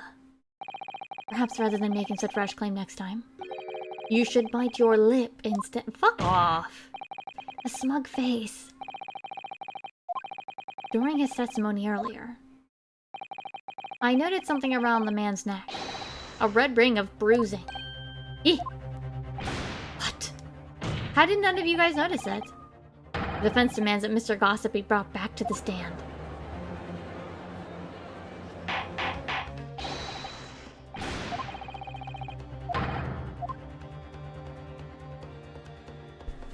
Okay. He's just showing it off like whatever.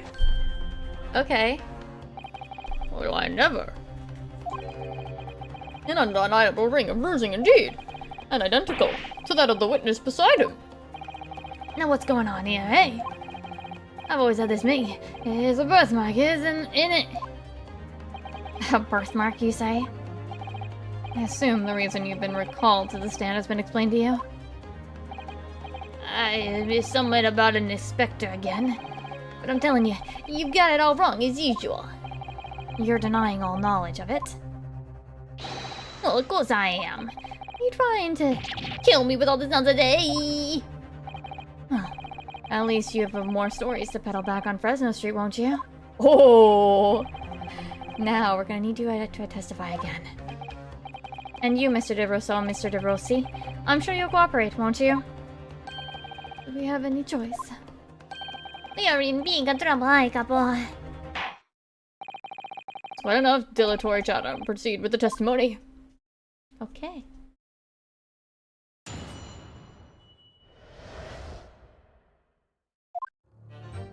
The man who claimed to be an inspector that day was definitely not this man. Is right, see? You think we would forget these grand lips, eh? I never leave Fresno Street, alright. I'm no interested in any red-headed league. I'm all alone in the world, me. I've no kinfolk, no nothing. Why would I be involved with something like that? Just look at me, eh? Does it look like I carried off a disguise with a face like this?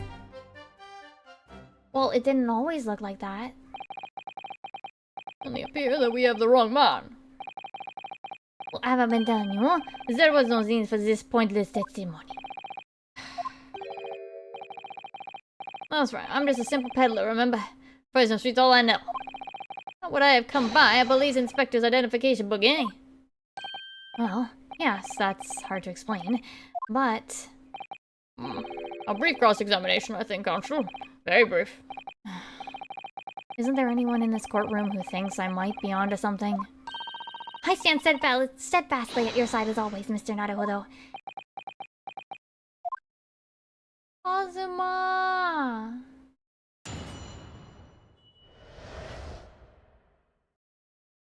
Okay, he didn't always look like that, is what we have to get to. Hold it!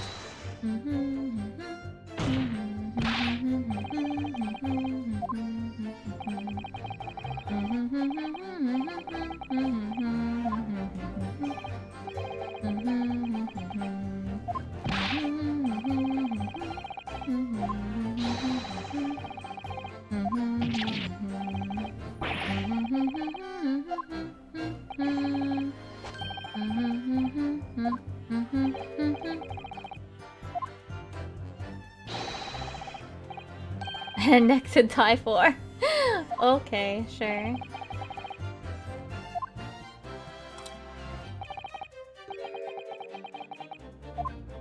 You know, when you think about it, right? He probably, like, smacked his face on something, right? To maintain that you've never seen this man before. Oi, Sisa. I swear to it by the flames of my hair. So fierce pride has outgrown the frustration with your hair now, has it?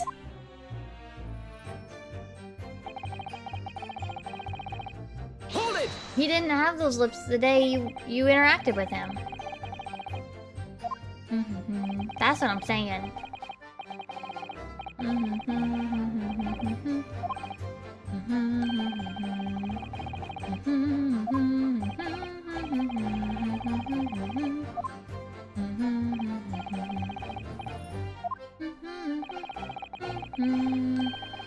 Half of the grand lips. No, lad, I was born right here on President Street, and I've never left. Oof, that is a problem, see? You definitely didn't go to the park on Lime Street that day, Mr. Gossip? How many times do you want me to say it, eh? He's a lion. Hold it! So we got cheek physics and we got lip physics this time. You don't get a name like Gossip for nothing, eh? It's my business to know what's going off and down. I sold that tasty tidbit to a fair few redheads that came past me. This between us. I even got a sandwich to cough up for it. Well, he does have a very red nose, if that counts. Who knows? But as you can see, my own hair's not got a hint of red in it. And in any case, Fresno Street's my patch. You won't catch me sidling off to some other part of town, not so. What? Excuse me! What's up? What's up? Mr. DeRosso. Oui? Can I help you? What if you combine both physics? I think they might contradict each other. It was the other day when I was looking for a place near Z Park. A small house or something. To be the headquarters of your red-headed league, yes. I visited an housing agent on Lime Street and there I saw him. This man was paying money to the agent. What? Mr. Gossip with a housing agent? Oi, he had some kind of contract in his hand, and they were clearly discussing terms. No, you're mistaken, chum. I've never left Fresno Street, mate, like I said before. You're mistaking me for someone else. Someone with the same face. No, the couple is right. I remember it at all. He was paying the man with the bank notes. With notes? Like I said, that wasn't me. I was curious why this man with the dirty clothes had such a money. I looked at the name on the papers. And what name was written? Mr. Gossip? No, this man, he lies. He tells you that he has no name. But in fact, his name is Hubon. It's better than Mr. Gossip, I think, see? No! Uh-oh. A pillar of tidbits and information, like I said, on Fresno Street. That's that. I don't much like folks talking about my personal life.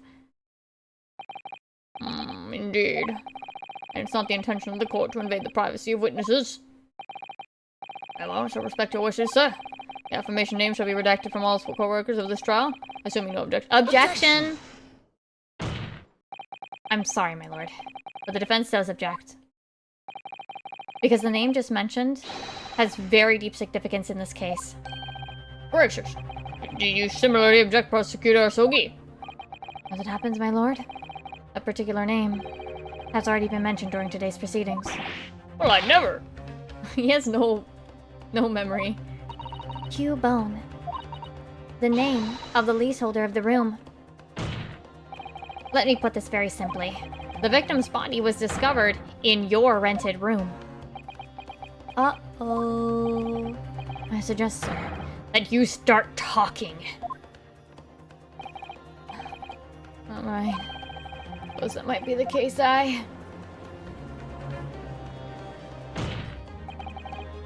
So your real name is Hugh Bone? Which is between us, I don't like to blow my own trumpet, but there's no finer peddler tidbits in town. So I happen to be able to afford a grubby little room in a fallen down backstreet townhouse. You do? Once every 6 months, I go and pay the rent to the agent on Lime Street. I remember now. There was 2 vulgar redheads in there last time. If either of us is a vulgar, it's not the me. Think again, Pepino. Why didn't you bring this up before? Like I told you already. I don't like talking about my personal life. I'm a tidbit peddler as far as everyone else is concerned. No fuss.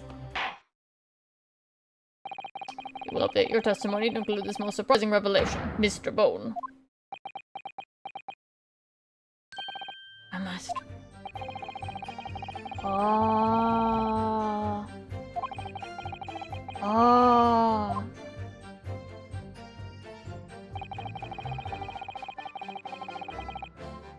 That's a pretty big difference. That's a pretty big deal, bro. So you live in that room, presumably, do you? No, I don't live there. What do you think? There's no bed, is there?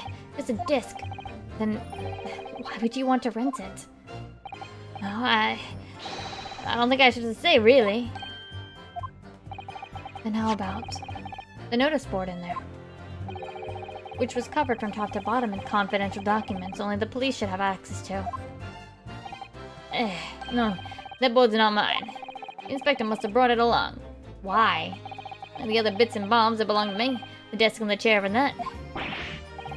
People don't generally carry enormous notice boards around with them. The real question is, why was Inspector Gregson killed there in your room? Well, obviously, I'm not the faintest idea. I mean, it's causing me no end of bother, to be honest. It seems to me that Mr. Bone, would rather as little is known about his room as possible for some reason. Yeah, it does come across that way. And more importantly, knowing that the scene of the crime is actually his room completely changes things. In particular, there's one part of his testimony that's really bothering me now. I'm finally gonna undo this man. Yeah. Hold it! You mean you have no family? No, none at all. I spent my days on Friendly Street peddling tidbits to passerbys. Hoping, just between us, that eventually someone else with lips like mine will come along. I don't think so. You may be right. Anyway, that mark on your neck is just too much of a coincidence for us to ignore. Well, what if I'll let it do then? If you don't believe me, we're at an impasse. And there's nothing I can do but flick me lip. Is that an actual phrase, or is it just because he has his fat lip? Is that a thing? Is that a normal phrase that means something?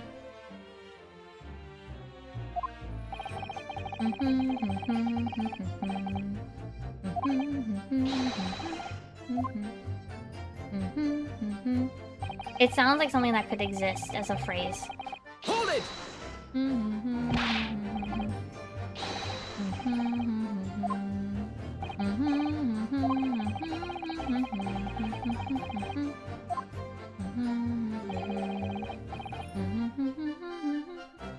It looks like a Crayon Shin-chan character.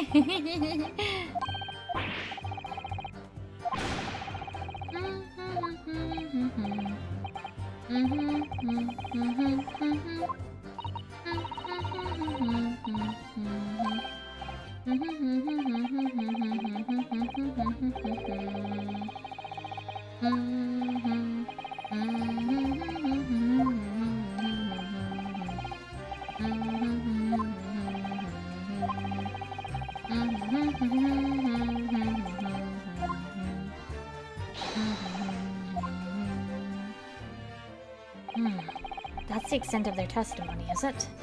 What's your feeling, Mr. Naruhodo? Well, what Mr. Bone said is undeniable. It would be all but impossible to hide those lips with any form of disguise. Perhaps, yes, but nevertheless, the mark around his neck is equally undeniable. And it's identical to the one that Mr. De Rossi suffered. Yeah, that's true. Why does this whole disguise idea just keep playing on my mind? What if he didn't have funny little lips? Big lips. Alright, present this. Objection! Yeah. If you have no kinfolk, as you put it, then explain why it is that among the sparse furnishings we found this photograph in the room. I presume, as you've been renting the room, that this photograph belongs to you, does it not? Uh-oh. Well... Mr. Bone, drop the pretense, and tell the court exactly who you are. Uh-oh. I don't know what you mean. I'm a peddler, I keep telling you so. You really don't need to bother with me. Please just leave it alone. As the man says. Leave it alone. Whatever the truth is about this man's life, it has no bearing on this case. It has big bearing. Objection! Objection. How can you be so sure? Just look at the man. No amount of disguise could ever disguise those unmissable features. But what if we were to look at this the other way around? What do you mean? Yes, counsel, what do you mean? Well, there's no denying that Mr. Boone's lips is very prominent indeed. But consider the possibility that his prominent lip itself is part of an elaborate disguise. Oh? Then hiding that prominent feature, in other words, revealing his true face, would make an utterly impenetrable disguise. Wouldn't you agree, Mr. Hughbone? Wait a sec. Wait a sec! Did I figure it out earlier?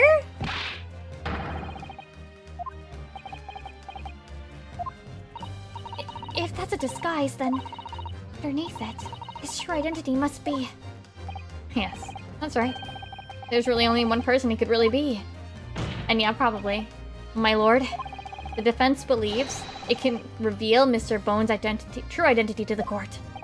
No, please, no. Hey, well then, counsel.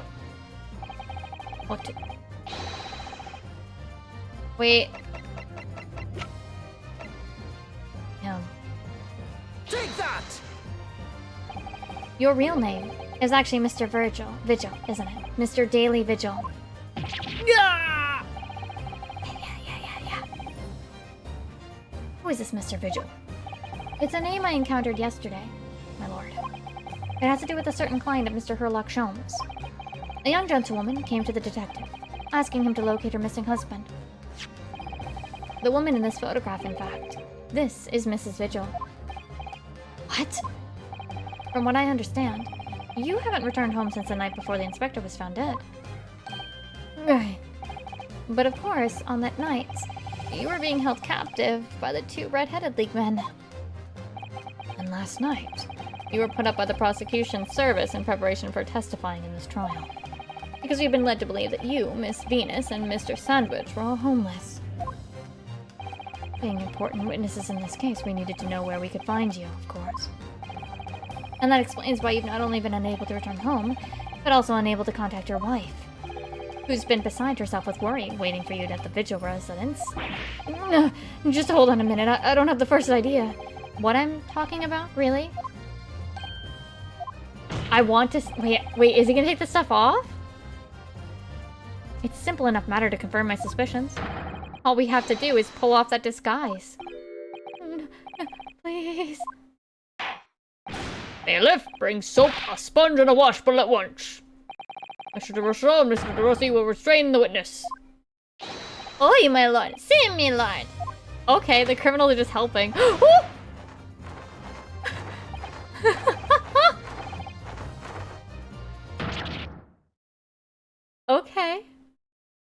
So this is happening.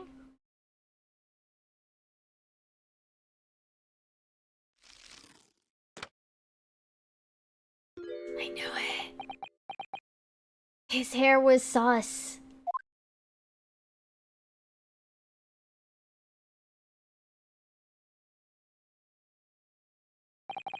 Well, we're now seeing our true features, I presume. Oh, he changed outfits too. Lift your hand, sir, so the court can see your face.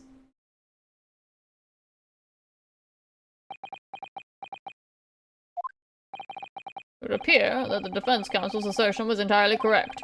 This has all been a very elaborate deception. The witnesses, for the court. Have you seen this man before? I don't believe it, but... See! There is no question. He's the inspector we saw in the park. Extraordinary. Wait, so why'd he kill Gregson? On the day of the Red-Headed League's enrollment, the man claiming to be Inspector Gregson, who appeared before Mr. de Rousseau and Mr. de Rossi in the park, was you disguised as the inspector, or rather... was you posing as the inspector in no disguise at all? Mr. Vigil was formerly employed as the chief warder at Barclay Prison. The chief warder? Then your career had promised. Why, you would quite possibly become the future governor of the prison. What on earth have you been doing peddling tittle-tattle on Fresno Street? Well, it's been 10 years since Mr. Vigil worked at the prison. 10 years?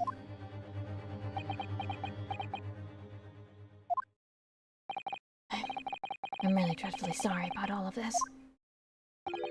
Yes, it's true. I'm Daily Vigil. Oh, he has his wedding ring, too. I feel bad for him a little. And you were the chief warder at Barclay Prison 10 years ago. So where did Mr. Hugh Bone come from? Bone is the other me. The name I invented. Well, evidently, there's a great deal under the surface here. Oh, explain everything. I'll tell you just how wretched my life has become. He even has his wedding ring. As you say, it was 10 years ago now that my employment at Barclay's chief warder came to an end. Having left the prison service, I searched for some new occupation by which to earn a wage. Times are hard in London. I found no suitable engagements at all. In desperation one day, I turned my hand at selling wares on Fresno Street. But your wife appears to know nothing of this. She still maintains that you're the chief warder at Barclay Prison. Yeah, I was utterly determined that my wife should not know about my failings, which is why I've never told her.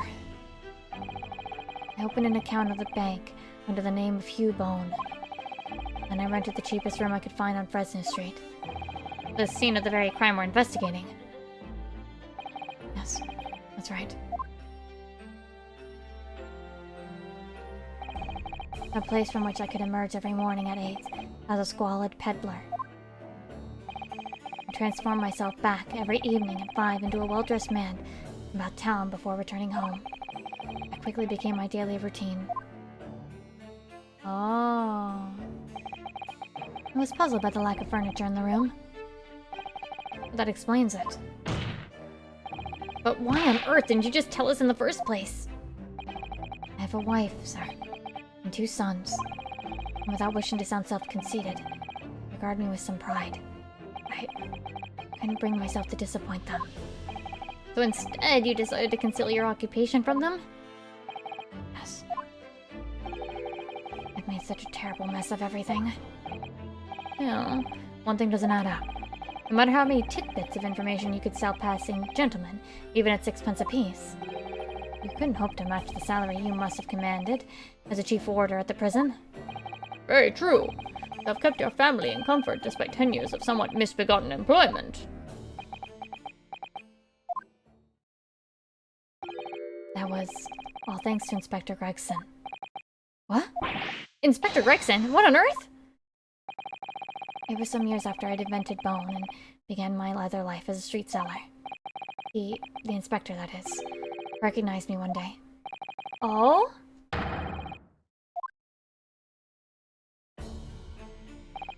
I knew him from my time working at the prison. When he saw what I'd become, he was deeply troubled for me and my family. What the heck? He visited me on Fresno Street with increasing regularity. And one day, he asked me if I would carry out a secret assignment for him. A secret? What was it? I was to impersonate the inspector. Wait, what? Why? What? Impersonate him? We always met in that little room so the inspector could brief me. Visit Orc Z's tomorrow and take a statement from the proprietress. There was always something along those lines. Surveillance work, interviewing people. On those occasions, he would lend me his identification so people would believe who I was. My instructions were to make an impression, to let people know that Inspector Gregson had been at work.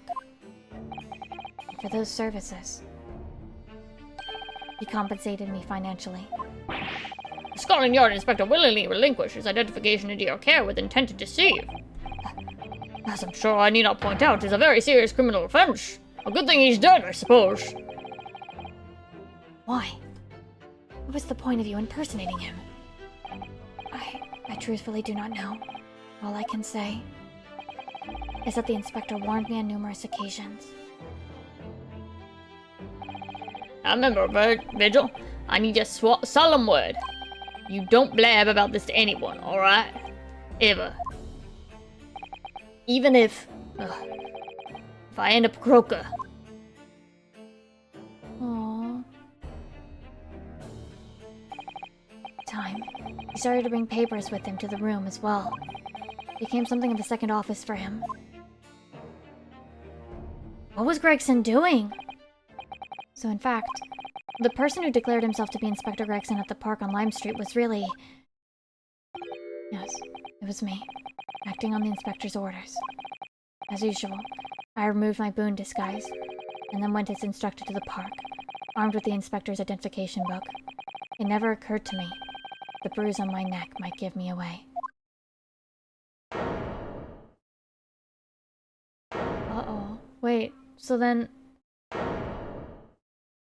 Who killed... He wouldn't have killed it. He had no motive now to kill Gregson. So then who killed Gregson? Wait. Well... It would seem this confession completely destroys the defense's case. Phoenix Wright isn't born yet, Rolls. Explain yourself, Prosecutor Sogi. My learned friend, the surgeon, was as follows. The victim was killed at another location on the day before his corpse was discovered. At the hands of these two red-headed league men when they imprisoned the inspector. Oh! No, that can't be. After all, it wasn't the inspector who went to the park that day, it was me. Oh, goodness. Finally, we have clarity. We had nothing to do with the murder of the inspector. And mercy, Monsieur de la Defense, for proving it.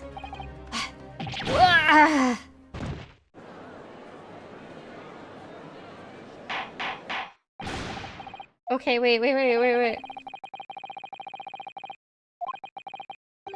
Had no involvement in the murder of the victim. Okay. Was proven, somewhat ironically, by the defense. Here I call an end to the cross-examination.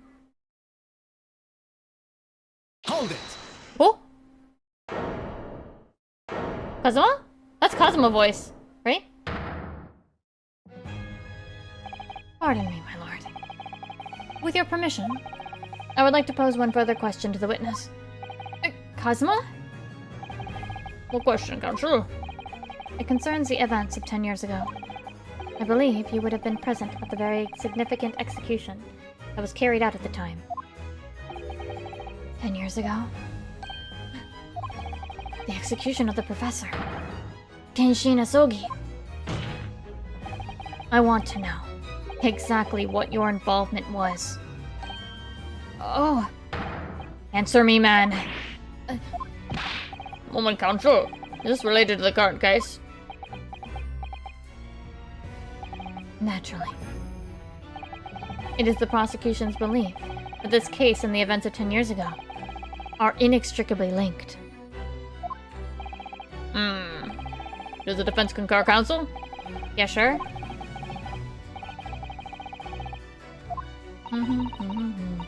Yeah, sure. Hotel the tale of Genshin Asogi's last moments. His own father. I know. I do understand that. But even so... Prosecutor Asogi. You genuinely believe that this question requires an answer in order to learn the truth behind Inspector Gregson's death? I need you to trust me. Please. Okay. Very well. Then the defense has no objection. In that case, you will answer the question. Witness. Okay, so what answer are we gonna get? Truth is, I remember very little of that time. You've forgotten! Sorry to say, yes. As I said, I resigned from my role at the prison 10 years ago. For some peculiar reason, my memory of the events leading up to that moment is extremely hazy. Does that not strike you as strange, Mr. Naruhodo? Sorry? Well, 10 years ago is a long time. But to have forgotten the reason why he left such an important job. Yes, you're right. But he didn't resign.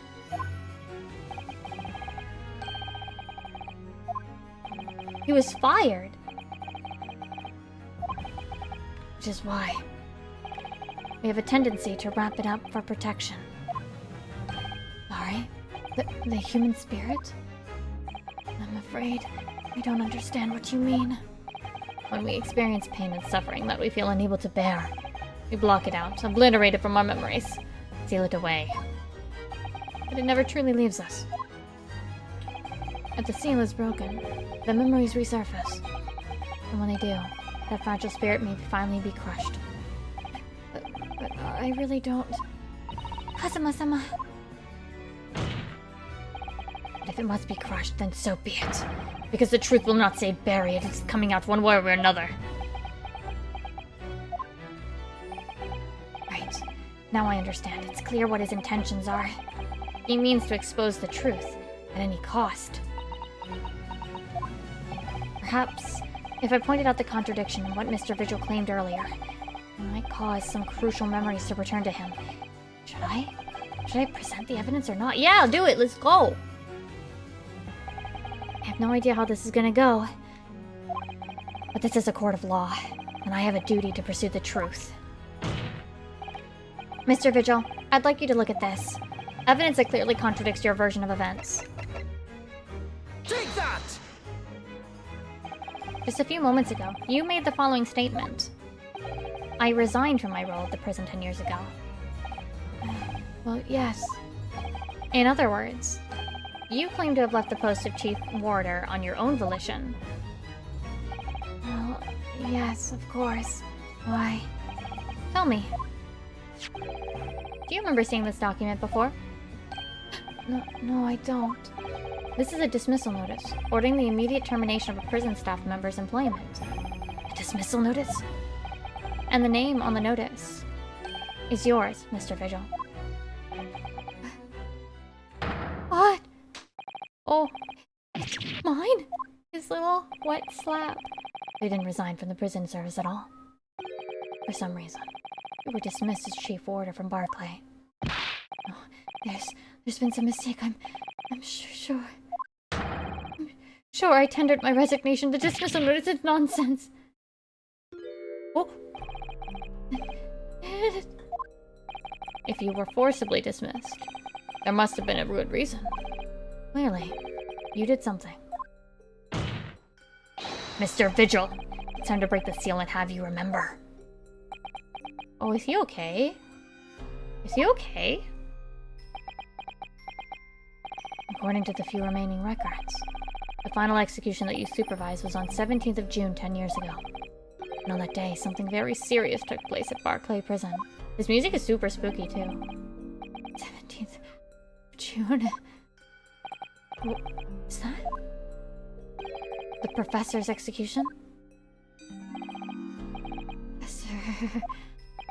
As you were the chief warder at the time, it stands to reason that you would have been present throughout the proceedings.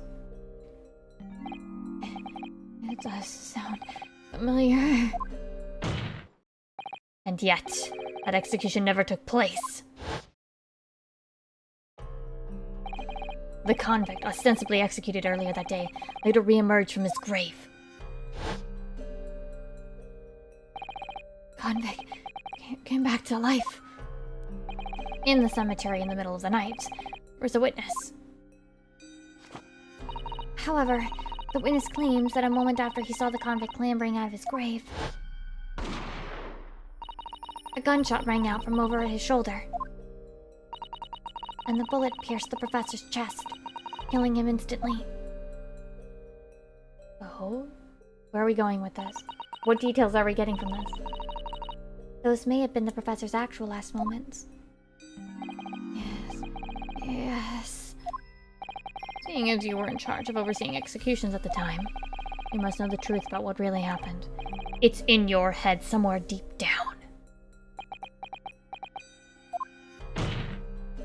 Well, Chief Warder Daily Vigil, I know there are memories in your head that can explain what happened on 17th of June 10 years ago.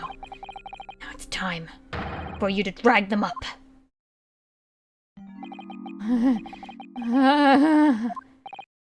Mr. Vigil? Is he okay?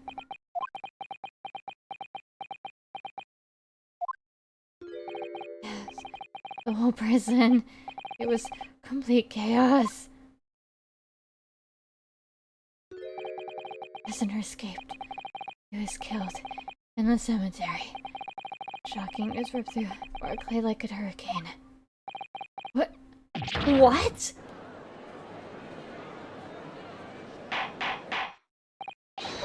Order! Do you mean to say, Mr. Vigil, that your memories of the time have returned? My head, it's like some floodgates have been opened. The images, the screams. Oh my goodness. The papers. There were reports, articles about a man who'd seen a ghost. Yeah, Enoch Drebber. But surely those reports were exaggerated. No. There were traces at the scene. Traces of what? Oh? In Lowgate Cemetery. Plot number 139. Blood. That's blood. That's where the man was buried, of course. Obviously, something terrible had happened there. The depths of conspiracy and depravity from which this tale is emerging are quite staggering. I've reviewed the police reports from that time extensively. A thorough investigation was conducted by Scotland Yard to ascertain how the convict managed to escape in the first place. And the conclusion reached by the investigation team was that a member of the prison staff must have been involved. Are you suggesting that a prison warder abetted the band's bid for freedom? Oh! Yes, and I was suspected of doing it. Of using that mass murderer's execution as a way to help him escape. You did what? I remember now. The horror of it all is coming back to me. One evening, a few days after the execution, some detectives came to the prison. I was called to the governor's office at the top of the watchtower. Oh, here's his motive for killing Gregson. Howdy, Daly, but this is a serious business, but I cannot help you now. No. As a chief warder, you are responsible for overseeing the execution of Hoy. Well, seems the fellow in Scotland Yard want to have a few wee words with you about it. You'd better pack your things, laddie. Here to attend in person. He's gonna get dizzy. As soon as he told me that, my mind just went completely blank. And the next thing I knew, What did he do? The professor, the most hated killer in our country's history. And I let him escape. I'm finished. My life. It's over. Wait, did he jump out the window?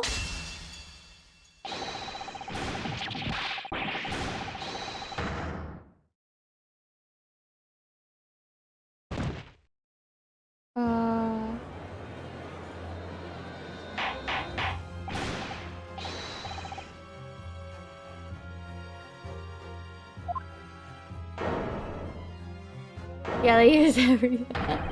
We're done for today with immediate effect. So, with Mr. Vigil's collapse, proceedings came to an abrupt end for the day. Once again overshadowed by the legacy of that notorious killer, appearing like a cursed ghost ship on a foggy ocean. Lord Van Zeeks, Oh, it's Mr. the Vigil, Zeeks. Kazuma, and Gregson. Okay. All of them bound by invisible chains anchored to the same wreckage in the murky depths of the past. But the miraculous light that had been trying to cut through the gloom and shine on those tragic events was playing on the edges of the truth at last. Oh.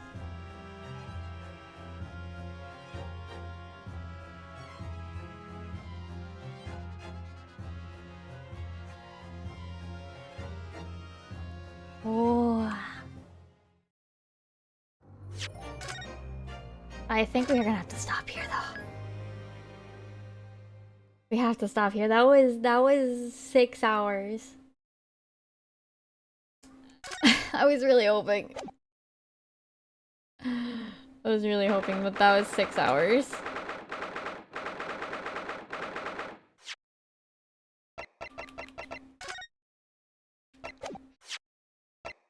Okay. Yeah, that was half the case. Okay. We'll have to continue this tomorrow. I was really hoping, I mean, I guess it's 4 and then 5 will also be pretty long. It probably will be. It probably will end up being 2 more days. 3 more days total, probably. With the last one being like super long as the last time. I expect that though. Like, I expect the last trial, like, we'd probably want to run all at once, right? Just to kind of wrap things up. Anyway.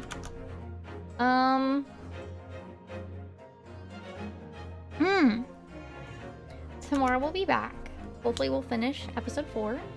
Yeah. Sorry, I didn't do as much voicing. I think I took a lot more breaks here and there. Yeah. I do hope that, when I don't do Great Ace Attorney, we can go for longer on the weekend as well. Or maybe I'll start a little later as well. We'll see, we'll see. We're gonna go say hi to... Oh, hold on, I have to wait for now. We're gonna go say hi to Quan. He is doing a housing tour area thingy. We will be back again, like I said, tomorrow at around 6-ish. Hopefully we'll be able to finish the entirety page of the next of this episode. So yeah. Maybe I'll ask Himiko if she can at least tell me how the last episode is set up. Just so I can know how far I am based on investigation, like 1, 2, 3, trial part 1, part 2, part 3, you know, just so I can have an idea of how much is halfway. Alright, thank you guys all for hanging out and being here. Yeah, so we'll be back tomorrow, hopefully, with the finale of episode 4. Yay! I'm gonna go rest my voice, and I hope to see you guys tomorrow. Okay, bye, Mimi, bye-bye! Bye.